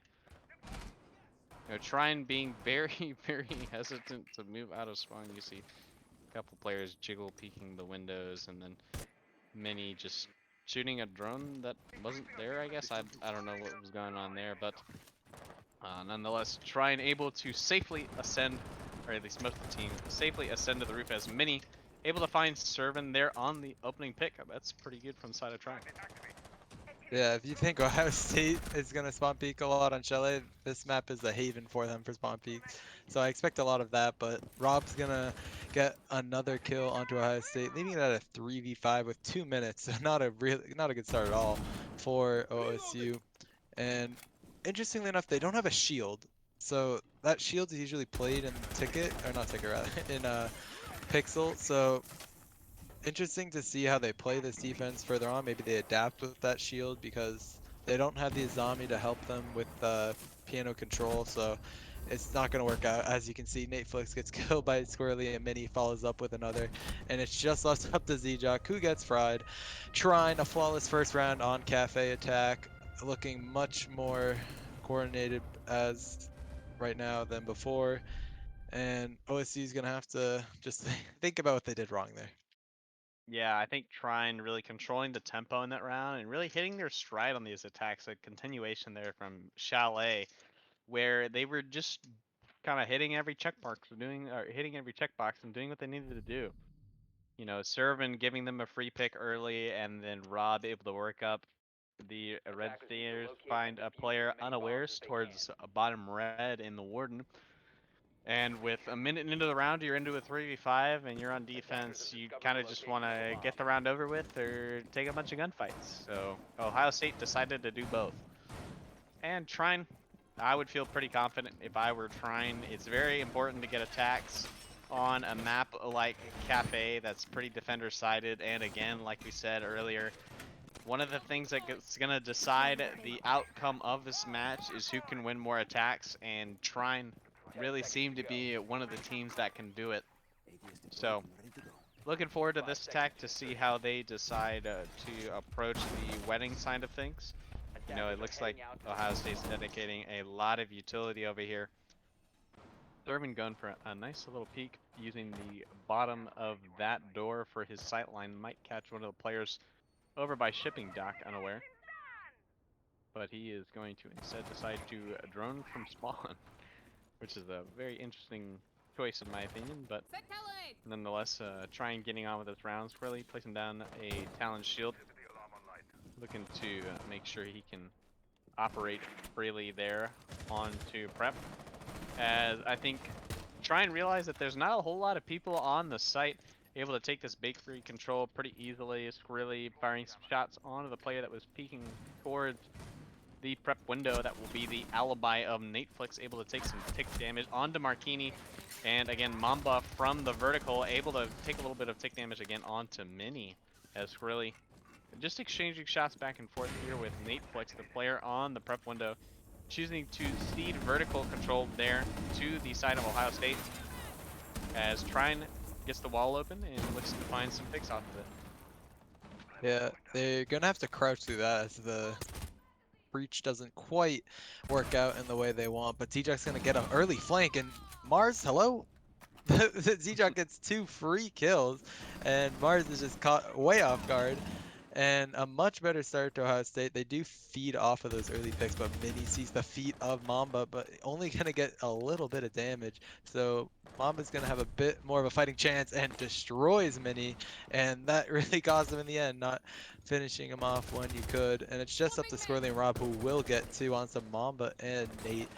But they still have to find three more, and Squirrely gets another. So what was a 5v2 is now a 2v2, and it might be a 2v1, but Ohio State smartly goes right back to site, and now they're just gonna have to play the angles that they have. Squirrely's gonna maybe find contact with this Mozzie and gets one, and now it's a 1v2 for Trine, and Zjock is left to his lonesome. Already getting two picks in this round, so he might be heating up, but he's still gonna have to find these last two with 40 seconds left. C4 goes out, but nothing will connect. And Squirrely and Rob just playing a bit passive here, gonna stack up, get that OSA shield down for Plant. And I expect Plant to go down soon, but Zjock takes control of Red Hall, maybe moves into Bakery. Bit undecisive right now, but he's just going to be waiting behind this reinforcement, waiting for Plant to go down. Rob starts to stick that Plant, but fakes it. And with 14 seconds, he's going to have to commit to it. Zjock swings finally, might get an easy kill onto this player of Squirrely, and now it's a 1v1. Plant is not going down. Zjock and Rob left in the 1v1. It's just chaos. Nothing's happening. And OSU win the round, but that they just trolled it so hard. It was a 5v2, then it was to a 2v1. Oh my god. Trying good effort, but Ohio State ultimately fix their mistakes and win the round. Yeah, just a major throw fest in the last minute of that round where you see Ohio State again, like you mentioned, throw away a 5 versus 2 man lead all the way into a 2v1 with Zjock left up. And then Zjock just wastefully tossing his nitro to prep window any potential chance he had to actually deny Plant without taking a gunfight, who's gone to the lens, and then getting himself stuck towards small bake, where they attackers had information. They had a drone sitting under the red table until he shot it, knowing exactly where you are, and no one deciding that it was a good idea to push into bunker when the player is stuck in the red hall. Yeah. And so, Trine just kind of getting very tunnel vision on getting the Plant down right where they had the utility, and not opting to go towards bunker, shooting themselves in the foot, and then Rob being not heads up at all, instead having his head in the dirt, not knowing what to do once his Plant coverage died at all, and try and lose the round as a result. Even though Squirrely putting on some heroics to try to bring the round back, as Servin looking for another opening pick, as he does every round, trying to find a freebie opener. Unable to find one right now, as that would have been the freebie right there if he would have jumped out the window. Mini repelling up. As we see Trine ascending the roof, as all teams do on this top floor site. Going a very similar lineup, bringing the Yana, the Ace, the Zofia, and the Jackal that we see every round, along with the Dokkaebi, opening up the hatches. As we see Ohio State going for a much different setup than they were last time, opting to have the smoke sit in the corner near the castle barricade towards CS, kind of bunkering himself in there, which is a very popular setup that we see as, again, Mamba being the opening pick there for Rob. Rob having a lot of success here on the entry, able to find a lot of these freebies here on the lurk. We see Mini dropping on down. Rob able to find a second one onto Toaster. That is your castle off the board. So two players with not a whole lot of utility going off the board, as we see Zjock able to find Squirrely. That's a player with a lot of utility. That is nades off the board, unable to get the shield now. As we see left up in the round is Nate Flex in this power position of CS. So Trine gonna have to really worry about clearing this guy out of his position. I don't even know if they have the utility to even do it. As Zofia running out of utility, Nate deciding he wants to go get aggressive, go peek through the smoke. Tim really being unaware of where this smoke is until he walks right into his crosshairs. Zjock getting the trade back onto Mars, as we just have a weird fest going on right now here in the middle of the round. Yeah, Netflix had to commit to something there. Just standing there, and he's just letting the attackers know exactly where he is, and it costs his life, and that's the smoke down. So it's up to Servant and Zjock. Zjock leading the team right now in frags, and Servant hasn't found one yet. He was one of those top fraggers on Chalet, but hasn't found anything yet in these early rounds here on Cafe. Mini is gonna spot Zjock unaware that, or that's Servant rather. So Servant is gonna be spotted out. He does not know that they know. So it might be advantageous if they just leave him alone and just take the one, but with 20 seconds left, they're going to have to do something. Zjock with that new 1.5 gets a triple kill, and now it's with 15 seconds left. It's down to a 2v2. Rob and Draco's going to drop, and Zjock gets them, and Servant follows up with another.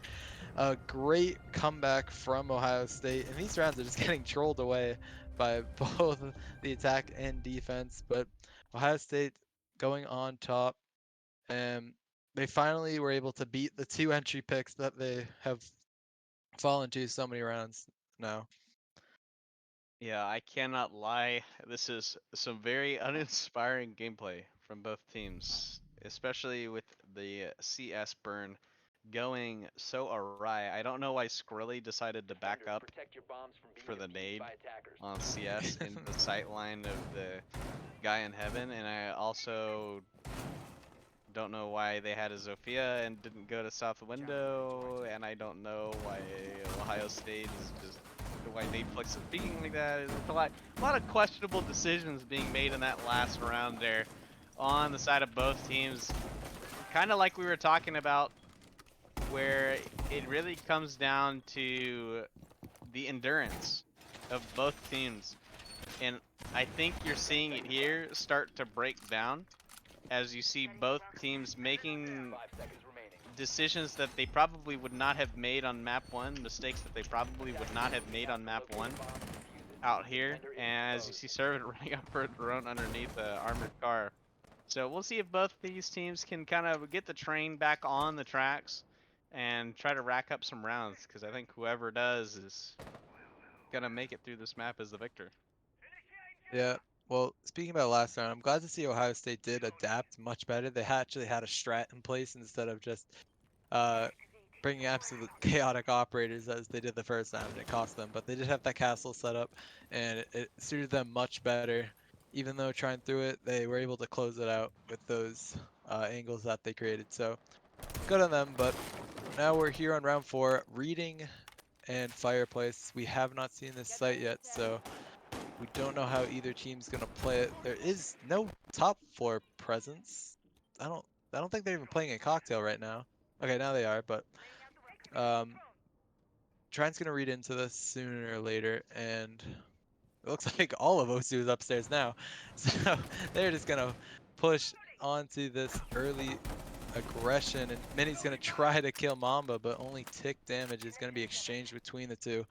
And with a minute 40 left on the board, Trine's gonna have to start droning out this top floor and getting control for that vertical play. Yeah, one thing that I really just kind of hate to see on the side of Trine is them being seated a lot of map control on drones and then no entries behind it.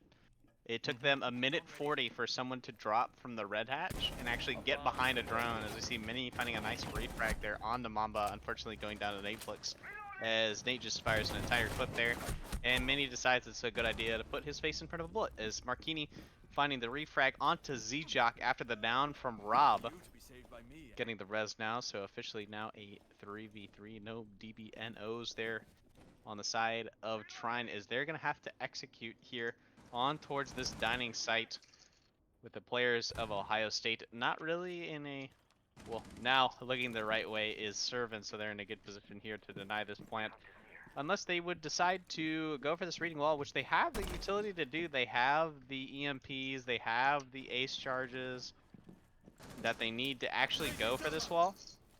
And I think they'll finally realize there's a meat on this wall. So they'll open that up, get the wall open, look to go for some frags here. As we see Solus try to impact trick it, unable to. In the rotate is the castle. Unable to find Marquini there, just kind of chilling in the closet. Now re-peeking the rotate, unable to find him again. Rob going in, getting Toaster on the top of the white stairs. Mars getting Servant now. That's 2 down.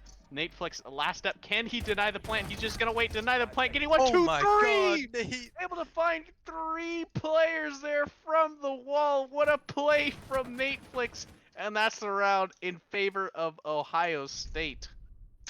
Wow, what a clutch from Nate. That's 2 big clutches now from Ohio State on both these maps. And it was almost, I feel like if to make it a bit easier for Ohio State to win that round, rather than having Nate clutch, have the Souls play upstairs because you do all of Reading Sight is destructible from above, and with that Solus player, you do have complete knowledge of when the plant's going down. So they could have done that, but it didn't matter in the end. Nate gets a triple kill off of poor coverage from Trine, and OSU is going to go back down to this kitchen site, which they should have won pretty handily, but they kind of choked it away. But they were able to finally get it to that win. So just a bit better of team play and a little bit aggression once you have those numbers. But we're going to see how Ohio State adapts here and Trine as well. Yeah, just, trying doing everything right there in that 3v3. They got the wall open with the utility they had, a death threat, or it's a death wish to try to go in through dining, so made the right adjustment there. Able to get the wall, able to get 2 opening picks. They're into the site, but unfortunately not able to find the one that matters.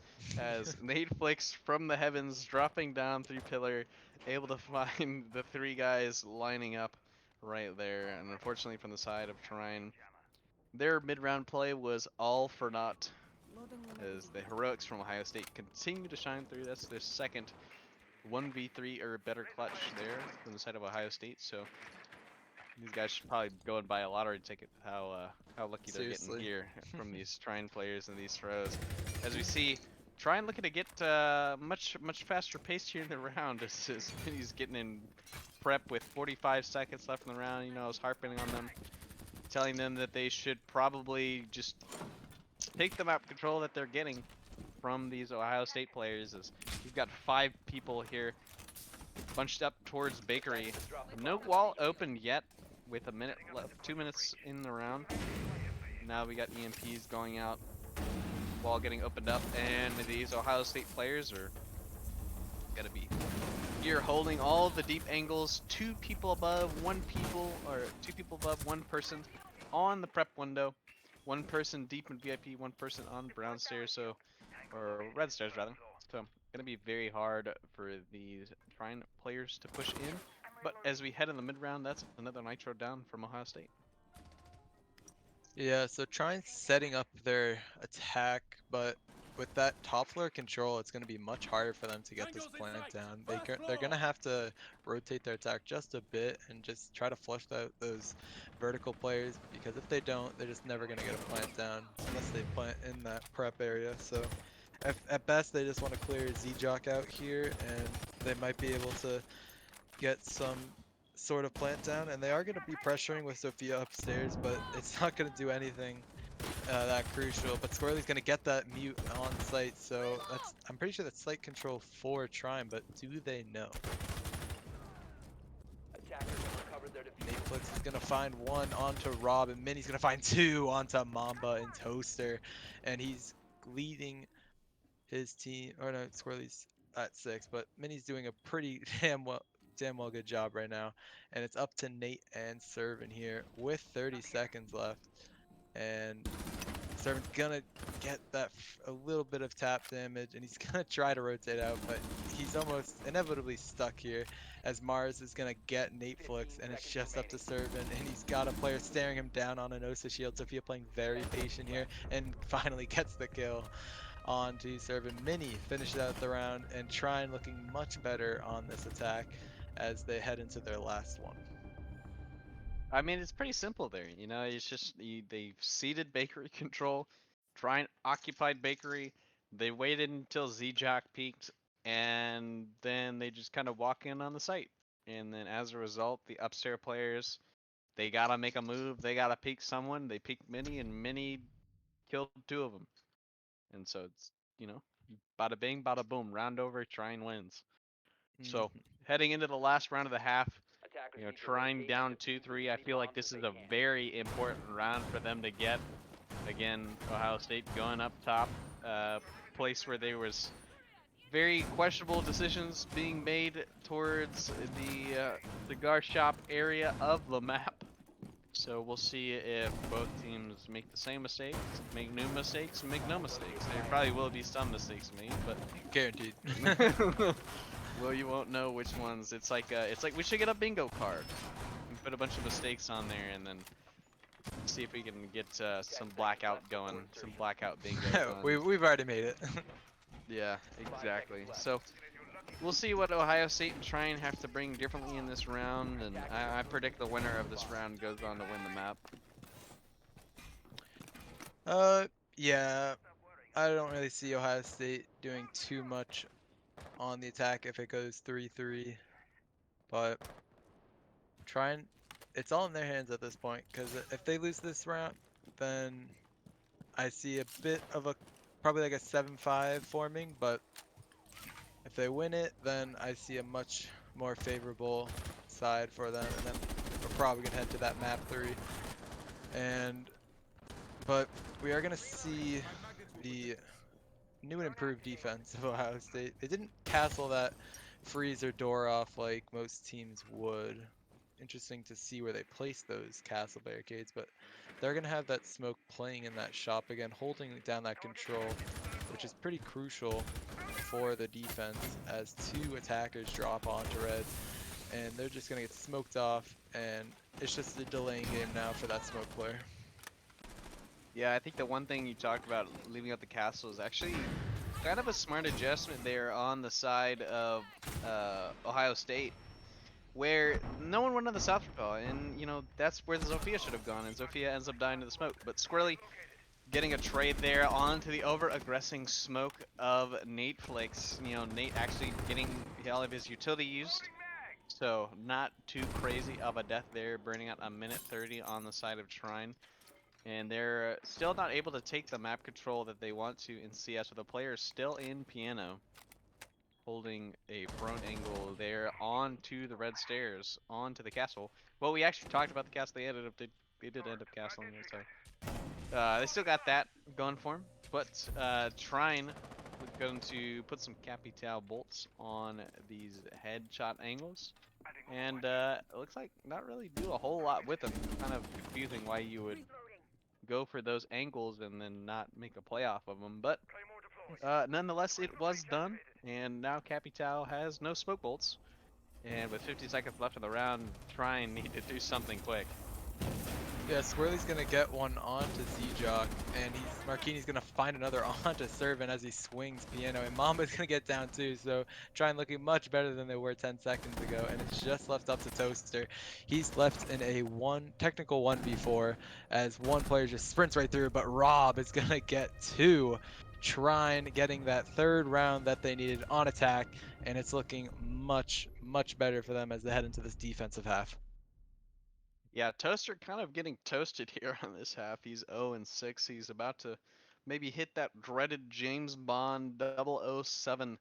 Unfortunately, not doing a whole lot for his team other than putting up a couple barricades and maybe putting up some beepers. But, Yeah. Trine able to find the third attack on this half, which is very crucial in my opinion. Heading out of the defensive half with an even split, just have to make as few mistakes as possible. And this half is yours, as we see Trine opt to go for the top site and run Oryx, run Maestro for his bubbles, and bring the ACSG. I'm not quite sure about the ACSG pick. It's kind of player dependent, Oh. as Marquinhos able to actually take some damage somehow in the prep phase, which is not great.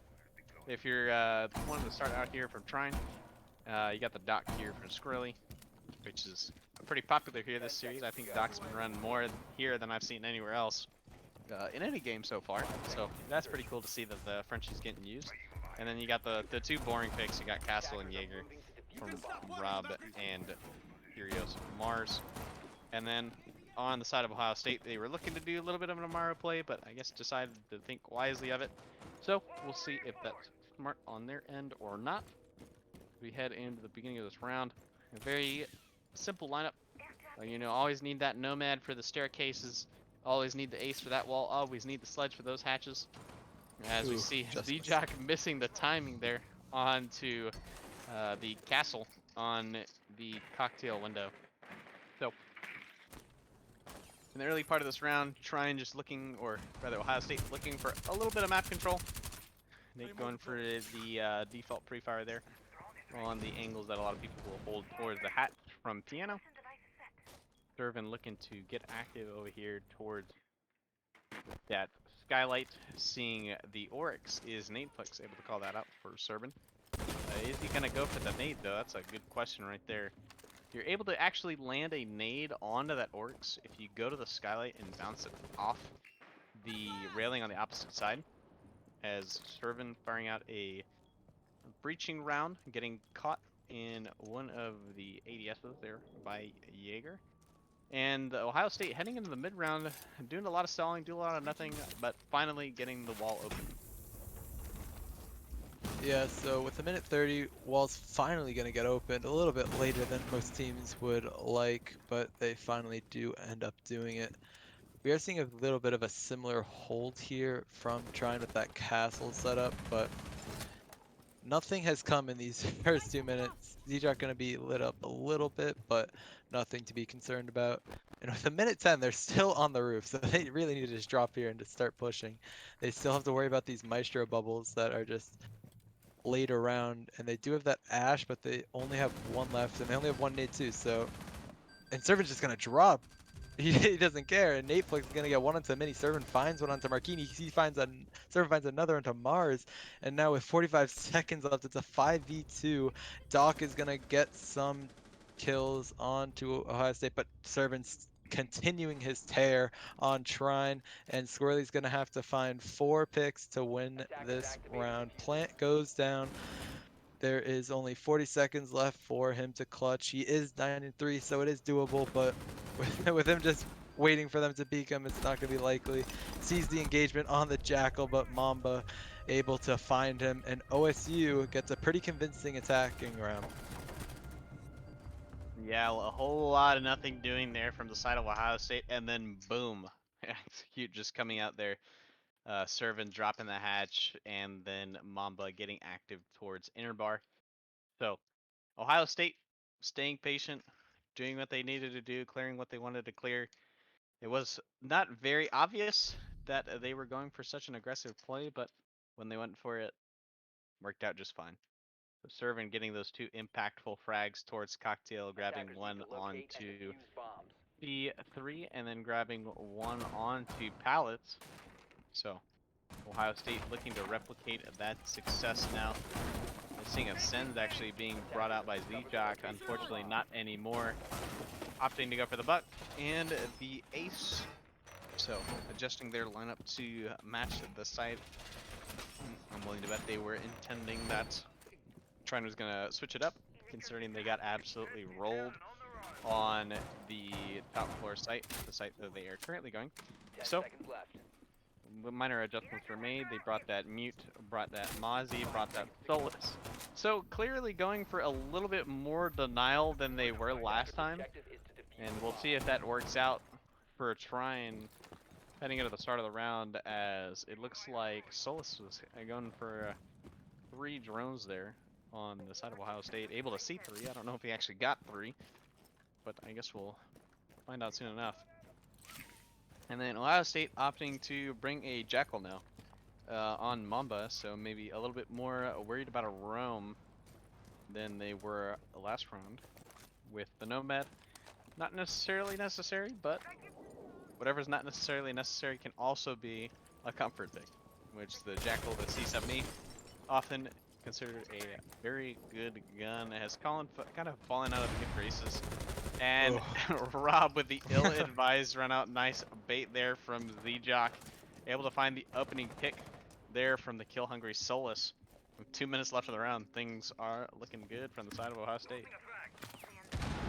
Yeah, what I want to say about Ohio State's operator choice, when I see a Maestro nowadays, I'm always bringing that Bravo, because the fact that you can just hack a Maestro cam is just so much intel for the attack that it's just worth it to me.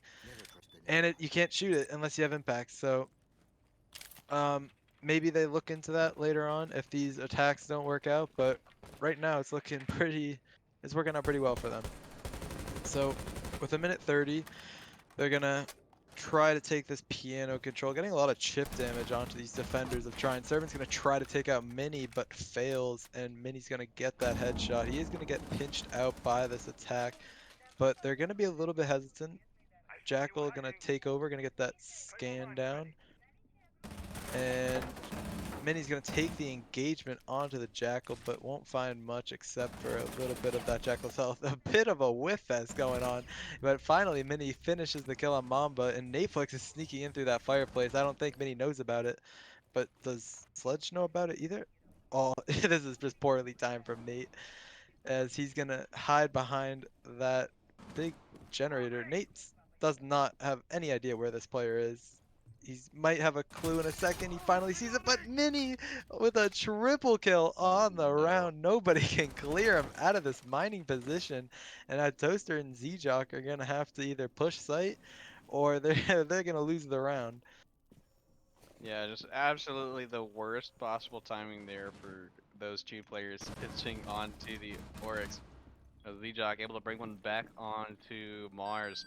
As we see Toaster just going, he is now 0-7, ladies and gentlemen. He's not having a Oh great yeah. game. Squirrely finishing up onto Z-Jock, bringing it back to an even scoreline 4-4. And if I'm Ohio State, I would take a tactical timeout very quickly, as one Oryx in mining took out 3/5 of your team. Yeah, Ohio State there, all they had to do was just stack on top of Servant. They took one after one after one engagement, and that is what cost them. They had no idea where the Oryx was. As you saw, Nate just absolutely just look at every angle possible except for the one where that Oryx was. So a bit better team play from Osu will net them more round wins, but as you can see from that last round, it did not go in their favor. We are going to see Trine go to this kitchen site, and they are going to bring the castle, maybe a bit of extended bakery setup, and they might just go for a bit of a little bit of a roam. They do have that Mozzie, which will deny drones, and they do have Squirrely on the Oryx, who loves to roam, so I'm expecting a bit of a roam from Trine. Yeah, most definitely, as you can see. You know, Ohio State doing most of the same thing, most of the right things, I would say, there on the attack. You know, they did have the pinch from Sledge. They did try to go clear the Oryx below. Although, I don't even know if clearing the Oryx below is necessarily worth it, because he really, I mean, he can't do a whole lot by himself. He doesn't have any impacts. He doesn't have any nitros. About all he can do is jump up the hatch when you're going for plant, which is never a super smart idea. So, like, maybe it wasn't even a good idea to go clear the Oryx. And so, obviously, it's just throwing bodies at a problem that's not even a problem. They're just making it a problem to make it a problem because, you know, shooting people is the point of the game. You know, so why not play the game? But, Seriously. nonetheless, you know, Ohio State opting for a top-down clear with Z-Jock kind of pestering on the site. And Servant actually sitting here in Bakery is able to kind of find a little hole in the defense, able to kind of walk in. Seeing there's not a whole lot towards prep, hanging out towards the rotate hole that they made in bake, trying to see if that player inside of coat check wants to fall back, as Toaster is able to actually open up the wall. So Durbin maybe making some shot calling around his positioning, that hey guys, there's no one on site. I'm able to walk into Bakery. Let's make some things happen. Nitro goes off, takes a lot of HP away from Toaster and Servant, as Curious Mars able to find one of the Mamba. Z-Jock immediately trading back onto Martini. That's the rook down in favor of the Jackal. It's a flash going down. Prep player full blind. As you see Servant finding Mini, that's the Mozzie off of the board. That's a Nitro. As we see Servant finding another one, that's Squirrely, DBNO, as well as Curious Mars, all left up to Rob here. We got Servant jumping through the window, unable to find Rob there on the Maestro. Toaster trying to get the plant down. see Ooh, Flores Bailiff. going for the pick there. Oh What my are they doing? god, he's fighting Naplex No. going for the res. It is now a 1v2 in favor of Trine.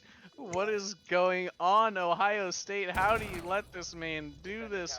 Flores on the floor, now in the grave, 6 feet under. As we see Squirrely and Rob working together, trying to find this plant spot. Toaster, probably not someone from Ohio State who wants to be in this position, but if he wants to redeem He himself, got it's his got to be first. now. Starting there with Squirrely, as it looks like Rob is going to try to stick this out. Gets off the plant, and Toaster with the 1v2 clutch off of 0 kills. And it's again the hero plays on the Ohio State side that win them the day. There, Ohio State is trying to lose this game. They just keep throwing bodies when they really don't have to. Just cover the plant, and they didn't do that. They luckily had Toaster finally get his first 2 picks in a clutch attempt, which he found himself successful in. So OSU really relying on these hero plays, like you just said. So Ohio State really needs to just relax, just take a deep breath in and out, and they will find success. And Trine, they they just kind of exposed themselves too much on that um, defense. So they are gonna move away from kitchen, and they're gonna go to this reading site. And they don't have a castle, which you see a lot on this site, but they also brought the bandit. So I'm assuming they're either gonna be playing a very strong top floor hold with that bandit so that they can stay longer in that cocktail space. But we'll have to see. And before I hand it back to you, I just I really want Ohio State to bring Bravo here. Trine keeps bringing Maestro, and it seems like they won't switch off of it. So it's just so much better for an attack to have those Maestro cams. So maybe just look into that. Yeah, absolutely. An adjustment that needs to be made, or just, handling the utility in any way whatsoever would be pretty important on the side of Ohio State and probably make things a lot easier because those bubbles really do give perfect information there on the side of Trine and just, knowing what's clear, knowing what's not, knowing where people are.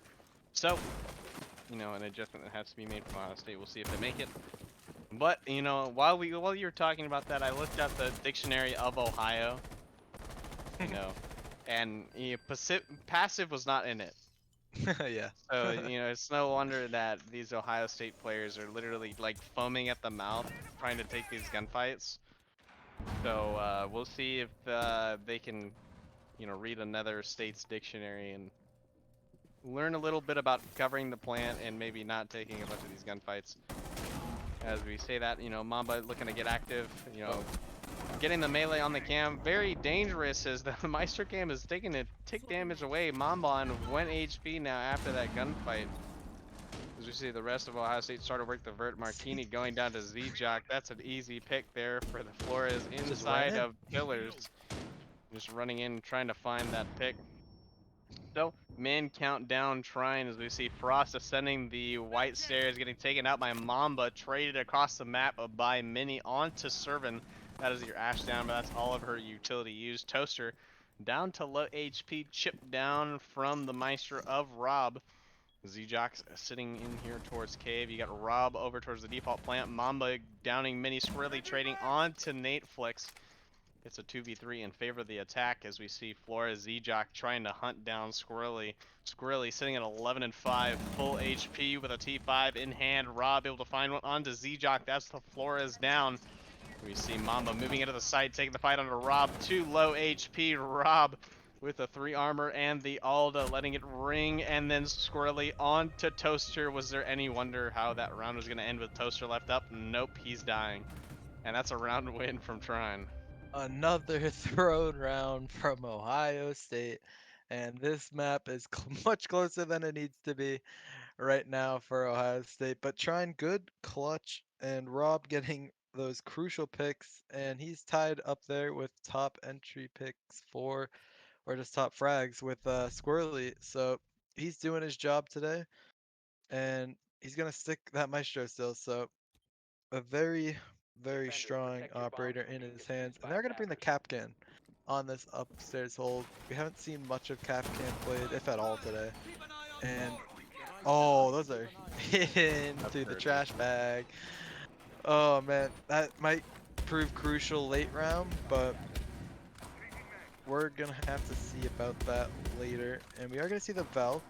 A lot of intel operators on this Trine side as they want as much information as they can get before swinging Ohio State. And Blackbeard coming out from ZJock. 10 seconds left. That's I haven't seen that yet. Oh nope, he's gonna go back to the Nomad. 5 seconds to He insertion. figured out Feed what objective. he wants to do. Camera in So position. Attackers objective is with the round destroyed. start, whoever wins this round, I think is gonna close out the map.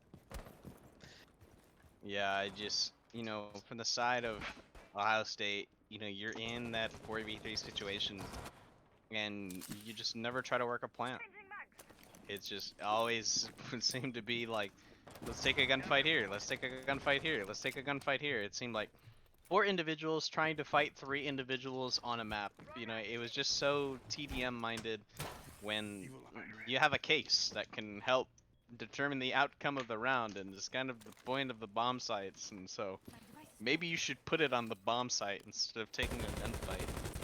But Maybe.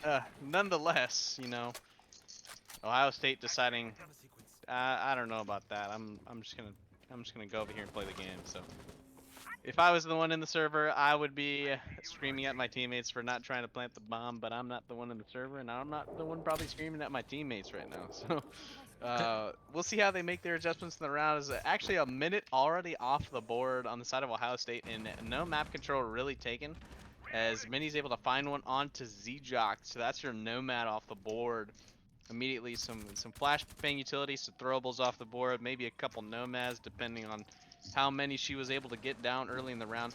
It's actually your top frag as well right now in ZJock going off the board, as Minnie continuing his run there onto Mamba. Servant able to find 2 in response. He is in Cocktail, and then Tim able to find 1 and 2 onto Nateflix. A nice shot there.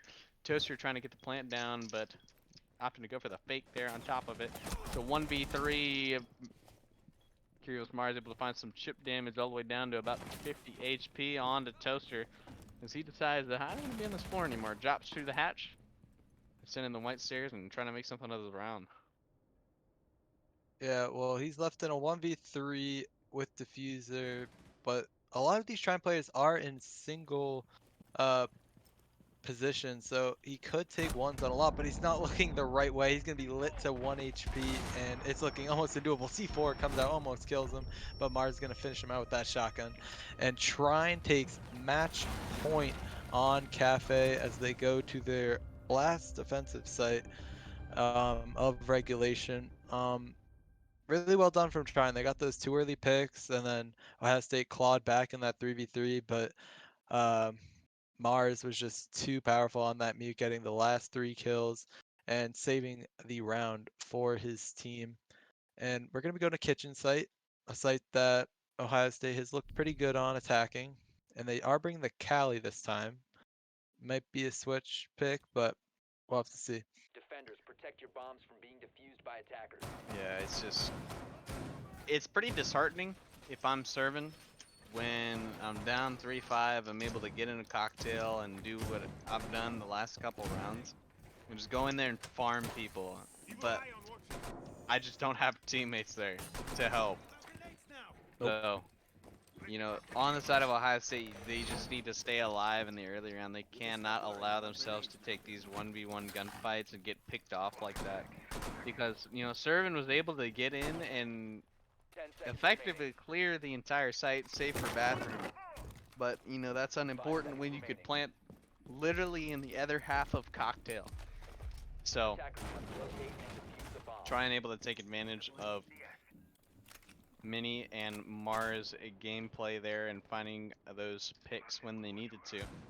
And unfortunately, Ohio State at the round deficit really need to get one across the board in order to try to move to overtime here. Marquini able to find That's a one not a good on to start. Servin. That's a terrible start there. That's the Yana losing all your nades there, or rather half your nades. You just got nades now on Nadeflex, so see if he's able to do anything with them. Throwing one on towards Kochak, doing a little bit of damage onto Marquini, not enough to be really worth anything. But heading into the final 2 minutes of this round is Marquini still taking these aggressive fights here towards Kochak. Yeah, so we're gonna see the Flores try to clear out this player in coat. Flashes will go out, but will they push off of it? But as I speak, Mars is gonna take out that Jackal. The roam clear is effectively null, and it's just gonna be up to the Flores, Sledge, and Thermite to claw this round back. One of them is gonna go upstairs trying to flush out that player. Netflix might have just spotted him, maybe, but Squirrely will get it anyway. And now a 2v5. It's looking like Trine's map, but Toaster has something to say about it. But Marquini's gonna get the numbers back in their favor, even more so than before. And it's just up to Toaster, the man who has not been able to find many picks. Only 3 in 2 rounds so far out of 12. So it's looking like a Trine win for this map. And it's just hopefully Trine learns from Ohio State's mistake and just stays put. Don't take the ones and just play your positions. And this round will be closed out much faster than you would hope. Toaster just going to be pre-firing all the angles he can. But none of the Trine players are going to expose themselves. But he might find one on this Jaeger. He does. Toaster gets one onto Marquini, but he has to find 3 more. It's almost an impossible task. Mars finishes it off, and Trine takes Cafe 7-5. We're going to a third, and we are going to Oregon. Yeah, just trying doing what they needed to do, right? It's just getting kind of the freebies that Ohio State are giving them. You see a perfect example is Mini on that second to last round on the Oryx, able to find the Nomad and one more player before Ohio State's able to even do anything or take any map control. And then even those servants, heroics, and cocktail were all they really needed to get back in the round. It was null and void because they've already lost a couple players. So Ohio State really just lazy stuff there on Cathay, just not able to really capitalize on any of the early round progression, really sluggish on those opening takes, and really just, sloppy with getting those opening picks. So well done for trying on capitalizing on all of that stuff. And then Waka, what do you need to see change from both sides to make this a closer map 2, or map 3 rather? Well, at this point, I really think whoever's going to get this defensive side in Oregon is going to walk away. More so Trine than Ohio State because their defenses are just looking too good right now. Their roams are just pulling apart this Ohio State attack, and I'm just not seeing very good coordination out of Ohio State at the moment. And if they want to get this next map victory in playoffs, they're just going to have to take you're just gonna have to look at what they've done so far. Gonna have to break apart the defense of Trine, and they're gonna have to be more coordinated because, as I just said, they're they're just they're getting taken off by these one engagements, and they're not winning them. So um, more drone work out of Ohio State might yield them rewards, and Trine just needs to do what they've been doing on defense. So hopefully they will do that in this next map here. Absolutely. And we will catch you guys in a little bit. We're going to take a 5-minute intermission and catch you guys for map 3.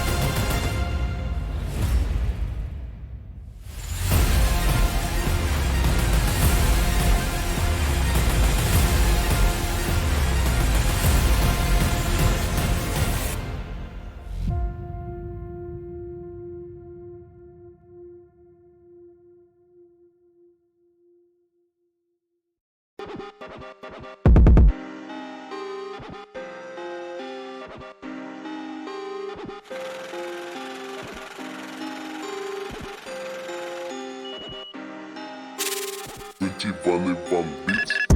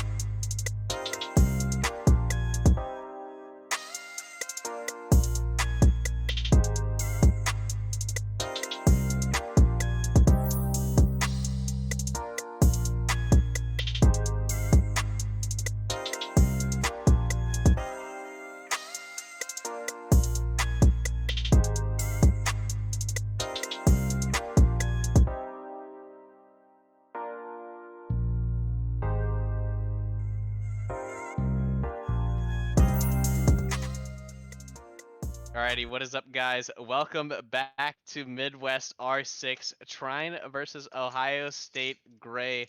We have a barn burner on our hands, ladies and gentlemen. Map 1 8-7 in favor of Ohio State. Map 2 7-5 in favor of Trine.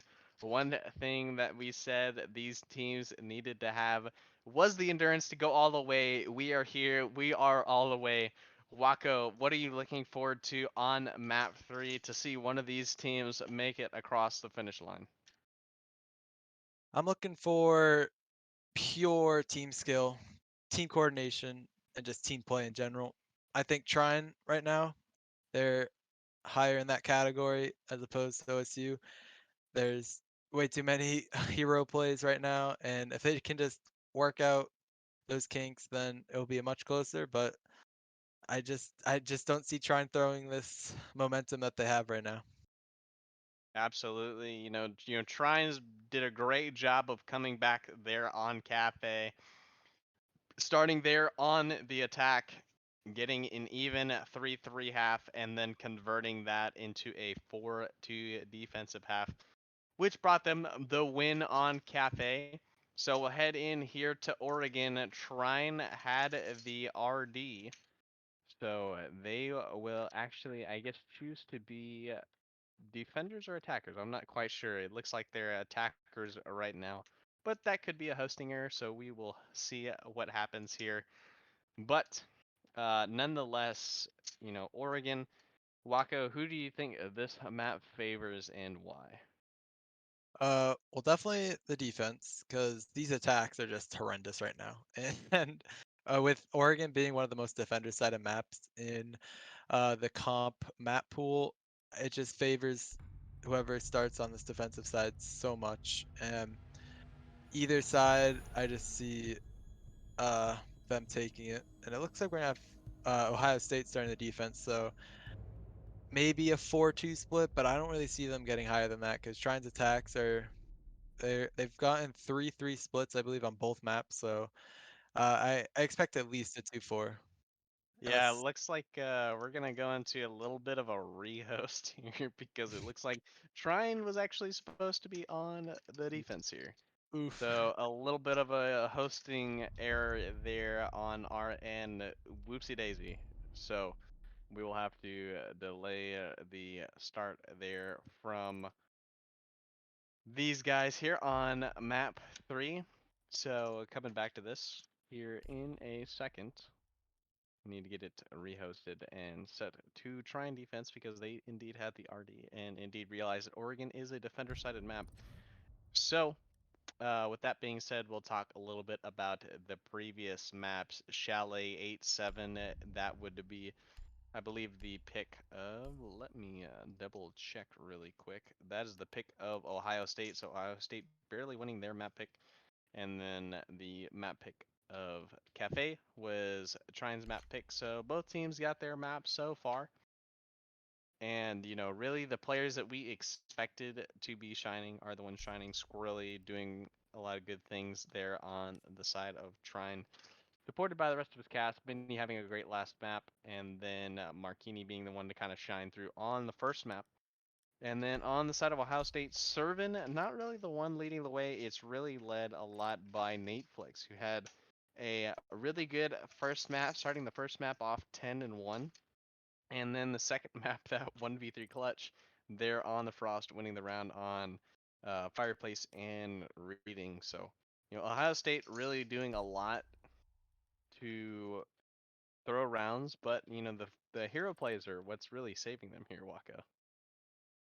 Yeah, and from the first map to second map, the main fraggers always seem to switch on Ohio State's side at least, and I believe Nate had a bit of a slower start to Cafe, and I believe Zjock took over the entry department. And right now, Servan's just finding if he finds a kill, he'll most likely find another, but it's more of like he's finding multiple picks in one round, and then the next round he does almost nothing. And if he can balance out how he plays the round, and if he can just get into a consistent system where he's always getting those important frags, then I think Ohio State will have a much better time.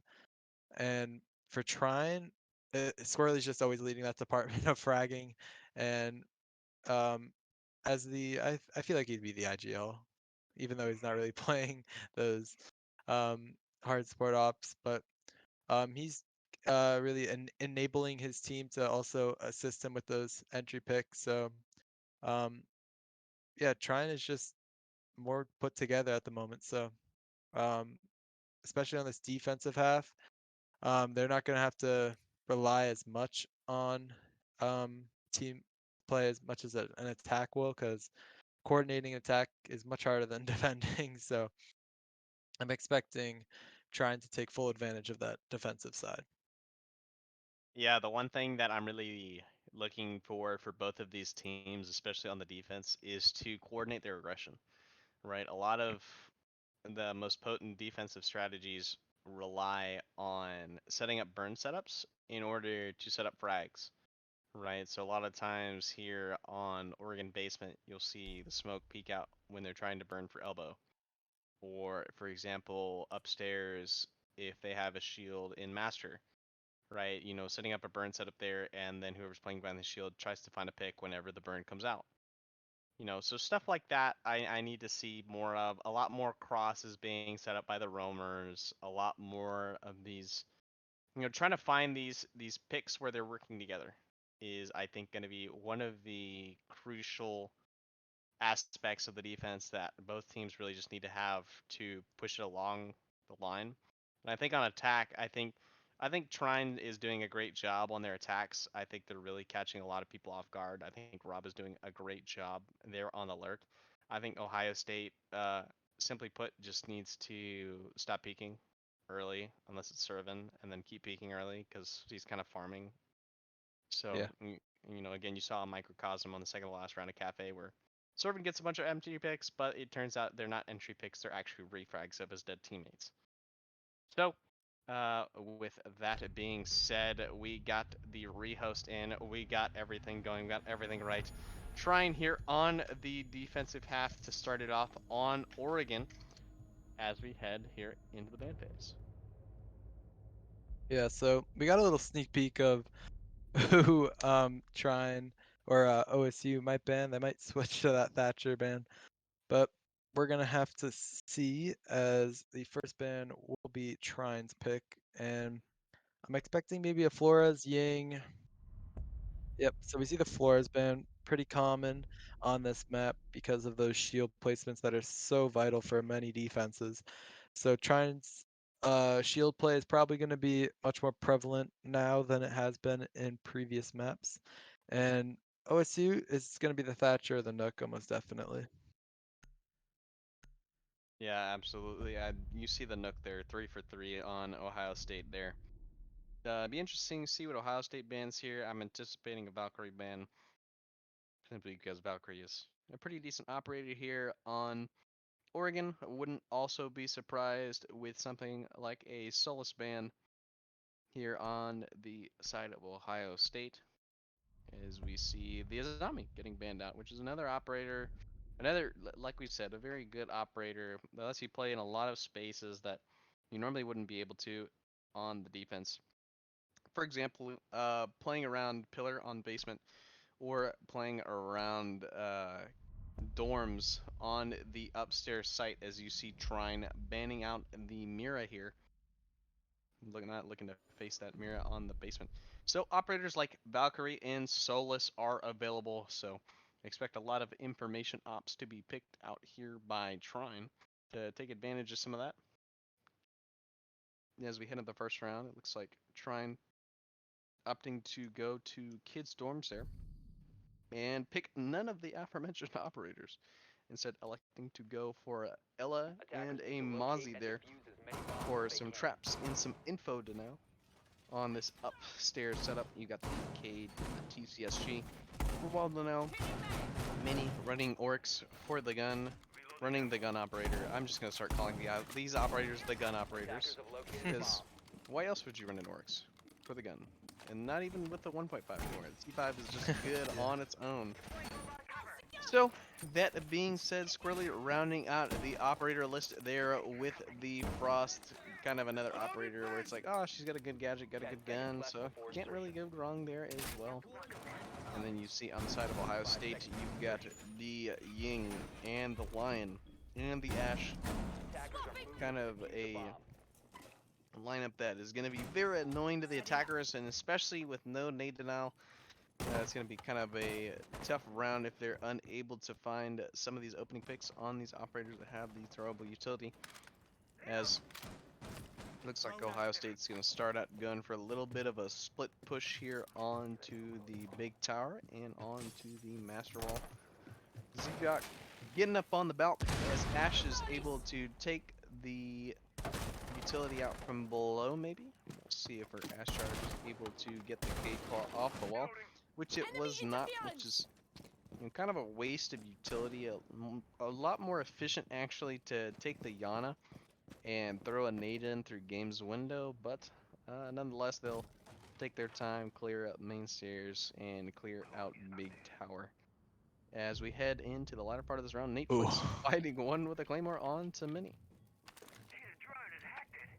Yep, well, Netflix is struggling to find where this Cade is located, and they're just gonna have to drone it out if they found it anyway. So wall's gonna be open, Z-Jock getting that open, and they are gonna be playing very aggressively by the wall, but they decide to back off. Servant's gonna fall to Squirrely from downstairs in basement. What a cheeky angle that is. And he might find another. I don't know if they know about this, but Mars in the meantime is gonna get a double on the round. So he's gonna be cleaning up this Ohio State roster, but 2 picks come back from Mamba and I think Nate's or Z-Talk, one of the two. So Squirrely gonna have to flank on back to site, and Rob is left on his lonesome, but he's gonna be picked off by Mamba, and it's up to Squirrely, who's a mile away from site. Plant is going down for free. Squirrely was holding an angle, but he decides that he needs to go now. Plant is officially down with 40 seconds remaining for Squirrely to clutch. We have seen him in this position before, but he wasn't able to capitalize. There is a player playing Canadian, and Squirrely's not even going to check. Mamba with the cheeky play, and Ohio State taking a very, or much better attack than I was expecting. Yeah, not actually opening up Big Tower with any hard breach utility ends up working out for that Ohio State team. As you saw, two players jumping in from the window in attic, which could have easily actually been denied from stage because the stage hatch was open, but no one there to do anything about it. Defenders, protect And your as a bombs from being result, defused by attackers. both the attic player and the Cade die, and they're able to take the site for free. As Rob gets picked off from attic, deciding to stick the breach with the Ella shotgun. Not a bad play, but a bad play when your enemy is 30 feet away from you with a 5.56. So we see them make the adjustment and decide that it's nice to have cams and it's nice to have info, which is always pretty cool when you can run Valk and Solus in the same lineup. 10 seconds left before But insertion. opting to run one of them, deciding to stick the Ella shotgun that got 5 0 seconds to frags go. last round. So we'll see if the Valk cams work out any differently on the side of Trine, as they go for mostly the same lineup. Feed active. And we see that Ohio State opting to go for the Thatcher in favor of the Ash.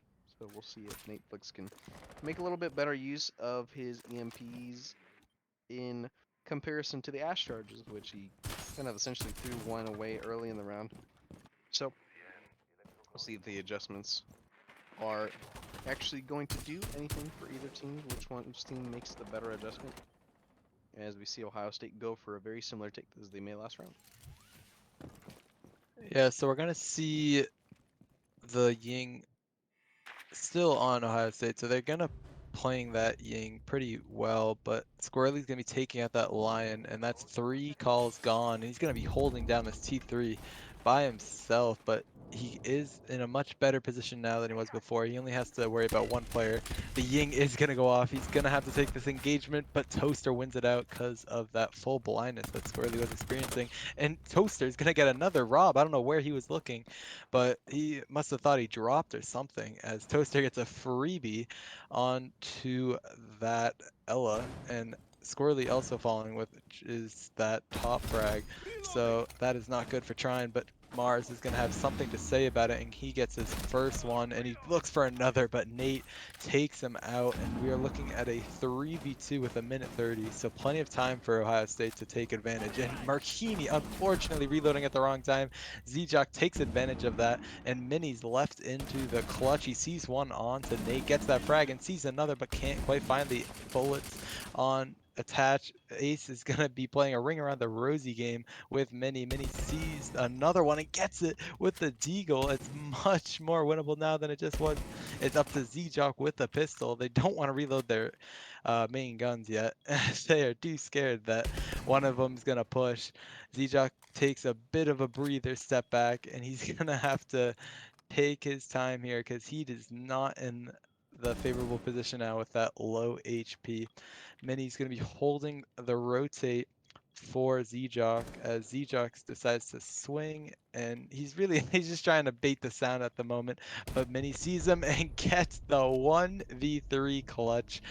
Like Ohio State just doesn't know how to just win these clutch like 3v1s, 4v1s, 2v1s. Like it's just not, it is not going in their favor. They're not playing off of each other, and Trine is taking advantage of that. Great clutch from Mini, and especially on the attack when you're up 3v1, you want to win those rounds because getting attacks on Oregon is not common. So not a good round for Ohio State, and Trine's gonna move to the basement and decide, or move to the basement and see what they do here. Yeah, just a weird round. Just a weird round out of both sides, really. Ohio State not droning Tree 3 and giving up the opening pick as a result to a player batting out in T3, and then Ying deciding that it was a great idea to throw one Ying Candela and no drone, and then take the one onto T3, losing 50 HP in the process. And then the Ella 5 seconds left. with the FO12 coming up bottom basement stairs, right? Probably had the pistol out. The bomb. More blind than squirrely, which is kind of hard to do, It is. honestly. Not seeing the 50 HP player in T3 who took 10 years to get an angle on him. Losing that gunfight, right? So you lose the trades in T3, which is kind of abysmal. It's kind of insane that they lost the trades in T3 after that interaction. And to top that off, right? Losing everyone but Mini and then losing the round on the side of Ohio State. You know, it is literally like a Make-A-Wish Foundation of a siege round. Is what Yeah. just happened from both teams. But as we head into the first minute of this Chuck. round, Yep. Rob getting a pick on the Bomba. What are you watching, man? Have your gun up. It's just, it's amazing to me that these angles are not being watched. But nonetheless, we have Servin pushing on, trying to find the player with the shotgun. Mini loving to do this play with the T-Bird, with the shotgun. And Servin being unawares, being unable to win that gunfight. Is pretty hard to win a gunfight against a shotgun at that range, as we see Squirrely not knowing that the hatch is open, having his feeties shot off, but that's okay. We have a T-Bird station that can regenerate your toes real quick. As Squirrely will get back to full HP. We head in the mid-round. Ohio State down 2 players. Owako, what can they do to get out of this mess? Well, not that. They got C4'd by Mini, and it is just a mini show at the moment, getting 2 picks this round and 3 last round. And Toast is going to decide to drop, seeing if he can get one in exchange for his teammates, but no, he won't. And Mars is going to clean him up. And a flawless round coming out from Trine, and I feel like when you open that freezer door, you always gotta expect there's gonna be someone close there, because almost every team plays a shotgun there, and just plays off of that initial either barricade door being broken or just if they hear sound. So bit of a misplay there on Ohio State, and then them just getting what picked after picked after picked. It was just not good. And Trine is taking that clutch, and Attackers they're need just to riding locate this and defuse momentum as many bombs into as the they can. tertiary site of Meeting Kitchen, a site that a lot of teams don't like, but they're going to have to play it eventually on these defenses. And we are going to see a Thorn out of Squirrely, something we haven't seen much of, if at all, on in the series. So it's going to be interesting to see how he plays this operator in the early game and probably the late game. Yeah, absolutely. Those thorn traps can actually be very impactful, given how late in the 10 seconds round left that before insertion. they are detonated. It's the same kind of value proposition that Capcan brings, where the longer the trap is allowed to stay up, the more likely someone's to hit it, and the more of an impact it'll have in the round. So, you know, if a Capcan trap goes off early in the round, you know, let's just say in the first 30 seconds and does 50 HP, that's less of an impact than if a Capcan trap were to go off with 15 seconds left, where the Capcan does 50 HP to a player A probably bomb running has in been the site, located. right? And you know, you hit 2 bullets on that player if they have 100 HP versus 50 HP. You know, that's the difference between denying the planner running in the site and letting the planner run into the site, right? So, you know, it's something that could have a lot of value depending on how smart the traps are planted.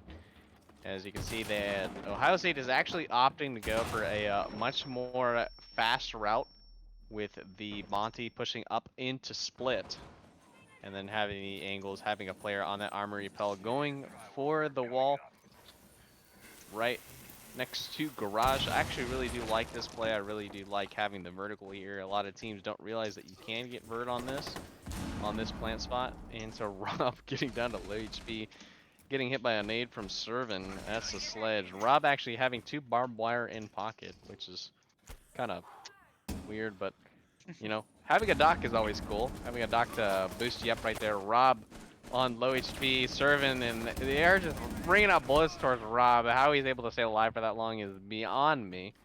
But nonetheless, Mamba able to find the onto Rob, which is kind of crucial given how they need to get the plant down. As we can see, Mamba playing behind that Monty. They're not going to have a lot of ways to deny this. One of the ways is Ooh. actually that Nitro, which is actually able to find Mamba behind Toaster, and Toaster going down as well to Mini. So now it's a 3v3 on the side of, or 3v4 rather, for Trine, as we see Squirrely taking a fight onto Z-Jock into Z, able to find one. That's two down for Z-Jock from Classroom. That's Marquini and Squirrely down. As we see Mini trying to flank Z. Mars able to find Servin. That's the player on Repel. Z-Jock able to be found by Mini. Are they going to go for the defuse? Actually, now they probably should get on it sometime soon, as we see Nadeflix on the front door. Is he able to deny this plan? He has the concussions. Is he going to land it? He Oh, is! he That's the does. big brain play from Ohio State. What a play from Nadeflix, using the concussion grenades to throw him off the plant. That, my friends, is 300 IQ. At first, I was like, is he gonna bring out the impact and try to just yeet it across the screen? But no, he does the concussion play. A brilliant play from the Zofia there, and OSU getting a great attack down. They just managed to get that plant down a few seconds earlier. That C4 and Ohio State would have been crumbling, but luckily for them, plant did go down and their coverage was pretty well done. And we see ourselves at a 2-2 even split here in Oregon. And if Ohio State gets one more attacking round, it's gonna be much better for them, because Trine needs to get these last two if they want any chance of winning this map. We are gonna see the Ying being brought out again from Toaster and an Osa from Mamba. 10 seconds to insertion. I'm gonna just see how that plays into this attack. 5 seconds left. There's not a lot of common. I guess you could put it in trophy, big window maybe, but Locate and defuse a bomb. they Yeah, don't really adapt well with their attacks. They usually just focus on one thing, and if it works, it works. If it doesn't, they just do it anyways. So Trine's gonna have to just see what they can do here with this attack from Ohio State, but I just realized that Trine did have to clutch a 1v3, so Ohio State, I'm gonna say they win this round. Yeah, we'll see if the adjustment works out here with the Ying and the Osa. I can't imagine the Osa going anywhere but big window. And the Ying probably going attic window, and then probably going for a direct plant onto dorms. You know, again, bringing the Thatcher and the Ash to try to get the utility off the wall. As we see Ying taking her hard breach charges, and wow, we got Cade tricked. That's crazy. uh, so Cade getting one of those charges, almost actually getting two of them, just in the nick of time. So Ying not gonna have as many avenues as she originally wanted to throw her Yings, as we have one in classroom. Nadeflix not looking the right way, but Midi not taking the Drone. opportunity to push up. No drones. They have a drone coming downstairs now, but it goes immediately back up the stairs, which is kind of crazy IMO that this is not resulted in a gunfight at all, or not been droned, and there's some guy on the drone holding Mini. What is going on? Why are they not pushing this guy? This is actually like nerve-wracking for me. I'm getting anxiety looking at this. Alright, they should know now. Someone's on the drone. Oh my god, Uh-oh. they're gonna get Uh-oh. Thatcher with the nitro. They Oh, he didn't blow blew the it. nitro! Why Oh did my you not blow the God. nitro? He's gonna Oh, get the Thatcher. Oh my, no, the oh, whip! Mini. Oh my god, they want to Okay. blow the nitro! Blow the nitro! What the, oh, what is happening? What is occurring in This this round, is Walker? chaos. Absolute chaos. Well, Marquini's gonna get the kill into Mama, but Toaster gets the Ying and gets one onto Rob, and Z-Jock's gonna follow up with another, and Toaster's just on a rampage and gets two, and Z-Jock with another. Z-Jock and Toaster really winning that round for Ohio State, and a 3-2 attack. Okay, Oryx.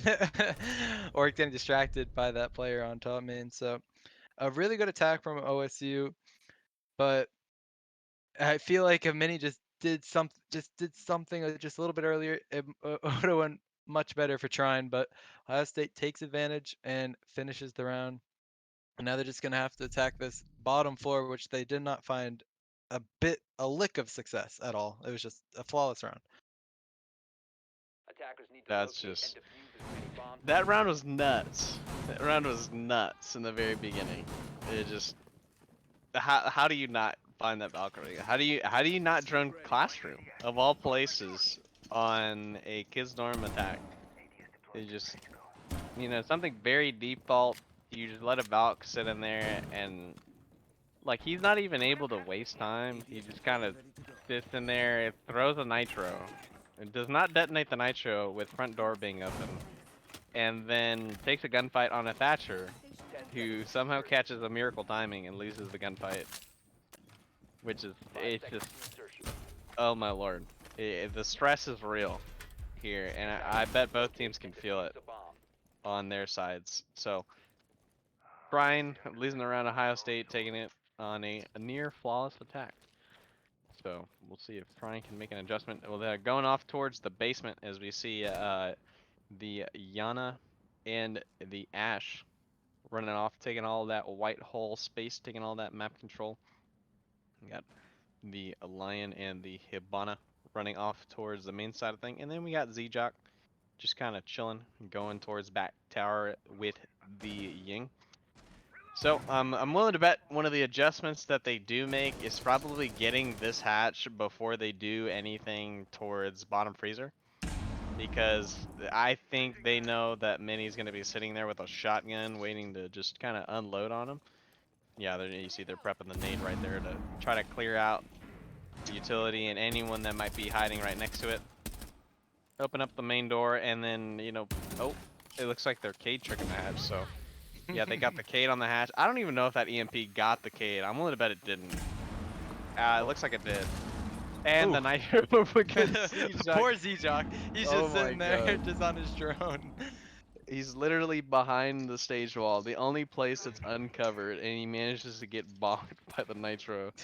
That's just unfortunate. As we head to the last minute 30 of this round, from down to man count, can Ohio State pull it out for the fourth round this half?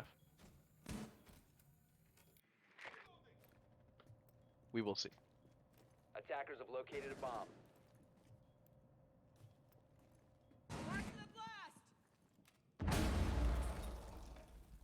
We got Sturvin sitting here towards Freezer, looking to do a little bit of creeping on the guys that are playing in Red Hall. We got Nade Flicks here towards Laundry, trying to catch the rotate. Ohio State taking their time, trying to get all the angles open, make sure that they leave no stone unturned. A little bit of tick damage being taken. Rob getting taken out by Servant up on the White Hall, pushing to the side. He's got Freezer control. Line call going off. Hibana throwing flashes. Mamba pushing down backstairs on the backstab. Able to find Swirling the Warden. That's Servant finding Mars. It's a 2v5. 2v4 rather, 1v4 rather, for Mini with the T-Bird shotgun. Is he able to find one? No, that's Nate Flicks from bottom main. And a clinical take from Ohio State as they take their fourth round of the half and move on to the defense here on Oregon. Yeah, Servant really waking up in that round, getting 3 and out of his 4 kills. So I expect that play to continue through this defense. And being up 4-2 on Oregon going into the defensive half, I think Ohio State's looking much better than Trine right now, who weren't able to find as much as Ohio State, who actually should have got 5 because they did throw that 3v1. So Ohio State's attacks just looked much better. Maybe they're just a better attacking team on this map as opposed to any other, which is really weird considering the defensive nature of this map. But it works for them. It works for them. So we're gonna see Ohio State take over this defensive side here with a castle. I think they might be doing a So this strat is for an anti-rush play from any team that tries to push through bunker. They're going to be roaming in meeting, and they're going to be playing off of that until they want to fall back into a bunker style hold. So Trine's going to have to take top floor control if they want to win this round, or they can just push down main really fast. But I haven't seen many rushes from Trine, so I don't expect that out of them. Yeah, I'm willing to bet something weird happens and Ohio State somehow finds a way to lose this round. It just feels like at this point in the game, like something's gonna happen, right? That's just completely unexpected. Like they're probably just gonna run. They're gonna run it down pillar. I'm willing to bet that's what happened. They run it down pillar and they just take the site, which would be kind of nuts to just run over the castle like that. But I'm willing to bet that's what happens. But I say that it looks like Trine's kind of taking it slow, taking it big tower over, trying to take whatever map control they can kind of get their hands on and then reassess from there. As for the first time this series, Waco's been calling for it literally since like the beginning of Map 2 But for there's the no Bravo to be Maestro. run. There's But not. there's literally nothing good to get. Like Maybe an ADS, but they like get the alibi. Like what are we gonna get here? So that being said, you know, a little bit of shots being exchanged here towards Shower. Mamba being brought down to low HP, being taken down by Curious Mars. That's your Dokubi. Able to find the cams now, and Servant able to get the refrag onto Squirrely. Him being brought down to low HP now. That's 3 low HP players in the server. Minute 30 left in the round. Things looking even Steven for both teams, losing the Squirrel and losing the Snake in Mamba.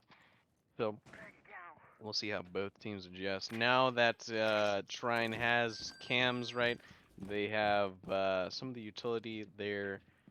Well, actually, they don't really even have cams because none of the defensive operators have brought any visual utility. It's all beepers and barbed wire. And we see the Castle getting up and up. Netflix deciding it is a great time to use his smokes, and a good time it is. It's going to delay that player on bunker an extra 30 seconds. Which might actually work in Trine's favor as they're trying to get everything set up for and execute. Toaster looking on towards Freezer, taking some shots towards the Hibana of Marquini. You see the last 30 seconds of the round. Trine need to get some going. yeah, with 30 seconds left, it's not looking very good. All this planting out is gone though from that smoke, so a little bit more doable, but not much. As Mars is gonna have to take some engagements. Mini finds one onto Servant, but Zjock gets one in response, and Rob's gonna find another, but he gets down as well. So now it's down to just Marquini actually, who has to find Netflix and Zjock, but they're both playing very passive angles. Gets one onto Zjock, but the smoke is just running at him, but he gets it. But that was oh, that's a questionable play there, but it works out for him. I was really scared he was going to be sprinting and his gun would not be up, but it works out for him, and Ohio State gets their first defensive round on this Oregon split of defense. That was almost a Kickstar, why are you sprinting moment. Is I was about to scream, "Why are you sprinting?" like all Zjock has to do is sit in a corner and wait. And he decides to go and swing. Yeah, again, we said previously the dictionary of Ohio does not include the word passive, so it could be a common Ohio misunderstanding. You know, that's completely understandable, right? But nonetheless, Zjock just chill. Five letters, CHILL, chill. Like you're That's too many literally a letters for smoke him. player. He's a four-letter. He's a four-letter. Yeah, that might not even be in their dictionary either. You know, it might be just be 4-letter words or shorter. That's in the Ohio Sit. dictionary. Just sit. And Toaster, come on, man. The drone. Alright, Toaster is not giving up on this drone. It's too late. It's too late for you, Toaster.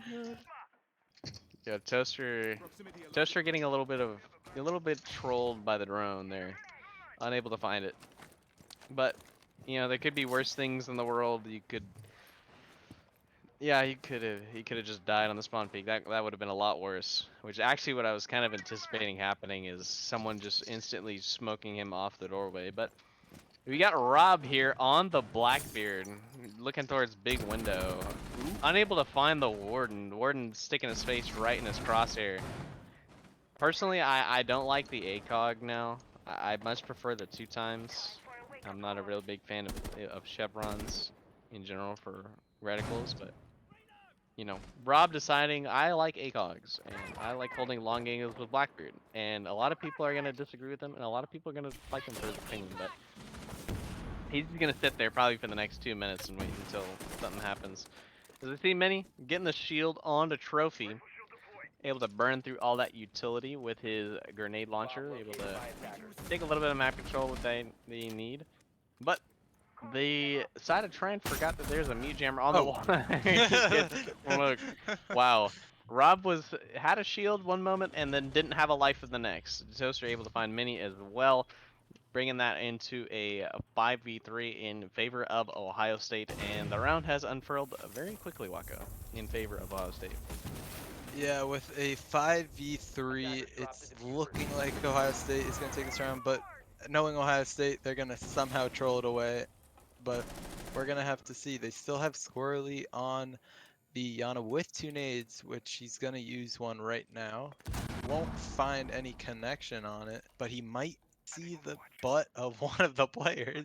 Throws a nade and gets it, but Servant responds on DeMarchini, and it's a 4v2 here with a minute left. Squirrely's gonna be taken down by Toaster, and it's all left up to Mars. Sees the player in attic, but won't be able to find it. Toaster just swings out like a madman, but doesn't find the kill. Mars making it a 3v1, and he has Diffuser right next to him, but he's just gonna take the gunfight, and Mambo wins it out. OSU goes to match point here in the Elite 8 of Midwest R6. It's just a common OSU dub right there. Like that's pretty much textbook how they win most of their rounds. Is just they swing out, they find their kills, the enemy team doesn't refrag, rinse and repeat until the last member is dead.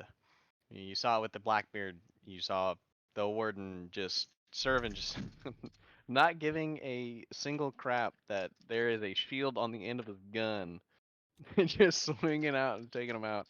And then the rest of the team's like, hey, that was pretty cool. Let me do that too. And then they just swung Olive Trine, and Olive Trine died.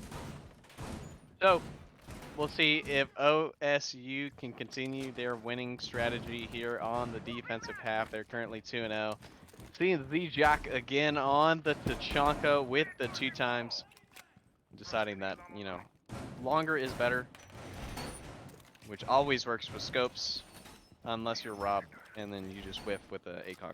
But that's neither here nor there. Heading into meeting kitchen with, you know, they got that Warden again, which Warden is actually becoming a very popular pick for teams as more and more crutch ops are being nerfed into the ground. You know, you saw a lot of people that, you know, liked Oryx because of the 1.5, and now that the 1.5 is gone, a lot of people actually have been gravitating towards Warden because Warden still has a really low recoil gun in the MPX, along with that 1.5, and Warden has that machine pistol secondary, the SMG-12, the rapid fire secondary, which is, you know, the only other alternatives are the Bearing 9 and the SMG-11, and we know how much people love those 2 guns. So, that being said, you know, Warden, you know, obviously another candidate for being the next best crutch, in my opinion. And Yeah. Trine opting to go for a tower take here on meeting kitchen. Rob getting the early pick onto Mamba on the highway window. You know, just talking about Warden crutches, unfortunately, you know, you gotta shoot back in order to kill people, and Mamba doesn't do that. Squirrely getting a pick onto Z-Jock. That's your Tachanka down. You know, effectively, that's your smoke down, right? You know, you got the Tachanka gas. That's one thing that it doesn't really play well into his kit is the 2x, you know, because you don't want to play aggressive. As Servant finds 2 there from the hole, finding that Brava and the Buck. That's actually a lot of utility off the board. That's the 2 clutch drones down that would have been able to grab any of that. Would have been able to grab the Renegades, and we actually see the Dokkaebi getting stuck in splits. He's gonna get swung on by the Wamai and killed any second now. That's Rob off the board. Actually, that's not your Dokkaebi. That's your Yana. That's both of your nades down. So that's even more utility off the board that Trine just does not get to use. Now you're left down to your Dokkaebi and your Thermite to cluster around. And he pushes into the exact same angle that 2 of his teammates died from. Runs right into a crossfire. Does get traded out by Marquini. Marquini left in a 1v2. The Thermite all left to do. The Wamai not landing his shots true, and we see Aruni on the kitchen door looking to take this gunfight. He might Ooh. be able to even this out, and it seems like Thermite, if he doesn't peek for a while, he might catch the Whole rotating, but he peeks the wrong angle, and Servin brings it home. A 3K in the final round for Ohio State, and Ohio State moving on to the Final Four from the Elite Eight with this 2-1 victory over Trine. Wacko, this has been a barn burner series, but in the end, Ohio State Gray takes it from Trine. What are your thoughts on this match? Well, I'm glad to see that Ohio State worked out their kinks in that final map on Oregon, taking a very convincing 7-2 victory over on Oregon. And Trine just falling a little bit behind. I thought their momentum would be a little bit better after taking that map of Cafe. Um, but Ohio State is just the better team at the moment, and they're gonna have some difficult competition next week or whenever they're playing UIUC because they are by far the favorites of Midwest R6. So overall, the three maps very very fun to watch. Um, First map going to 8-7. Um, I didn't think it'd be that close. I mean, yeah, I didn't think it would be that close. I thought it was gonna be a quick map. Cafe, same thing, just like you said early on. But we got a very good match out of both teams, and the final map just it just blew everyone out of the water. No one expected a 7-2, but especially on Ohio State's favor since they started on the attack. But they close it out and they move on to the final four. Yeah, absolutely. And another thing that we talked about is endurance, right? We saw Ohio State take map 1, 8-7, very close map, their map pick, right? Nail biter, and it could have really gone either way. Like, in essence, it was a tie of a match, but it went Ohio State's way. Cafe 7-5, Trine's pick, right? And then, if it were not for a couple heroic plays from Ohio State, you know, it could have been much more in Trine's favor. Now you get onto Oregon, obviously map 3, you've already played what's 15 plus 12. You've already played 27 rounds of Siege over probably about, a 2 hour span, maybe Yeah. give or take. That's a lot of Siege, right? A lot of teams are not built to go 3 maps all the way. And, in a series like this where you play a lot of rounds, it really matters that your team has a lot of endurance, right? And you really showed with Ohio State how they're able to roll into the last map and they're able to fix their mistakes. They're able to overcome the mistakes they've been making, correct them, and just keep it up in the last map. Really finding a lot of those frags that they weren't able to find in the early match. And then, just the trades were there, right? They just Yeah. were not able to get picked off, and then it was instantly traded back. Just very well done on Oregon from the side of Ohio State. Really well done. And we'll head into a post-game interview here in a little bit. But first, we'll talk a little bit more about the game, a little bit more about the future opponent of Ohio State Gray. UIUC. They're one of the titans of the league. One of the, obviously, like Wako said, one of the favorites. So, looking at guys like Cow, Snail, you know, these Ah. is just is he's a demon. He's a guy he's built different, and it's just a great player. So we'll look forward to seeing those guys next week, hopefully on stream, hopefully for the same barn burner of a match. So that being said, guys, here coming up for our interview here in a little bit, we will have Toaster from Ohio State. So I don't know if we'll be heading here into a break for a little bit, or if we will be heading into a break here. So we'll head into a little intermission, and we will have an interview on the other side of the break for you guys. We'll be back in just a minute.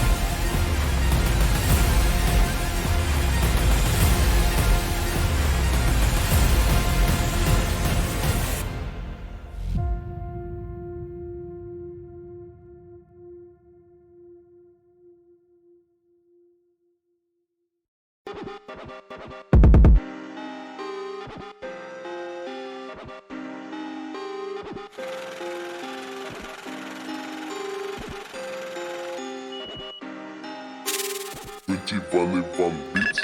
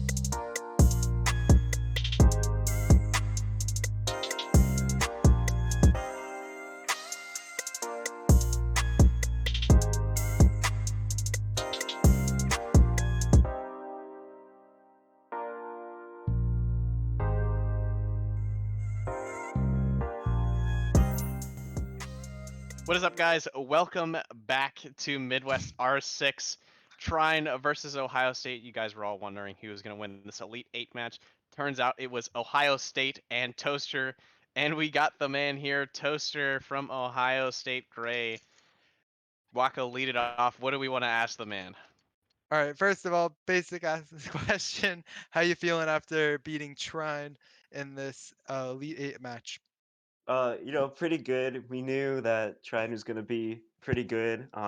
We barely won by the skin of our teeth in the regular season, so we knew that we had to come and play the best that we could. So All right, and going into map 3, your attacks were a little bit uncoordinated. Seems like you guys are taking a lot of ones, and it wasn't working out for you.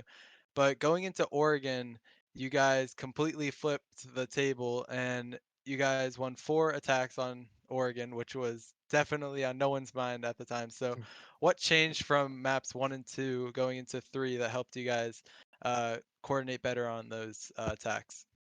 I think it's a lot of it comes down to the map. On Cafe, there's like for us, there's a lot of moving parts that sometimes don't line up as easy it is on Oregon. So like Oregon and Chalet, we have a bit more practice on, and we kind of know each other's like flow a little bit better. So definitely we're lacking communication on Cafe though, and we during the map break we recognized that and we said we need a mental reset and get the comms back working. So obviously we were able to do that for map 3.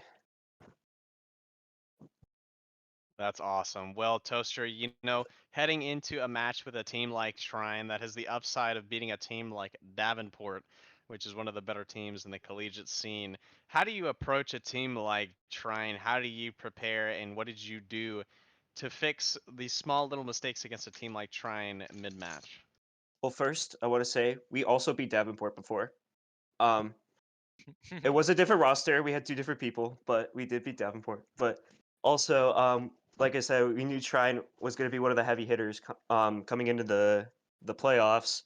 Also, before Trine was in Midwest, we've scrimmed each other a lot because we knew that they're good and it was going to be a quality scrim.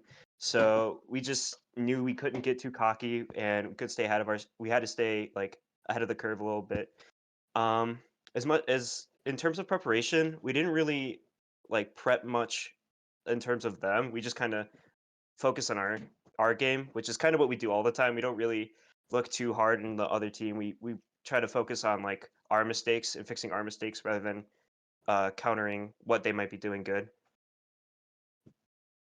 Gotcha. Well, Toaster, that's all I wanted to ask you. I'll let you take a second. I'll turn the mic over to you. Let you shout out whoever you want.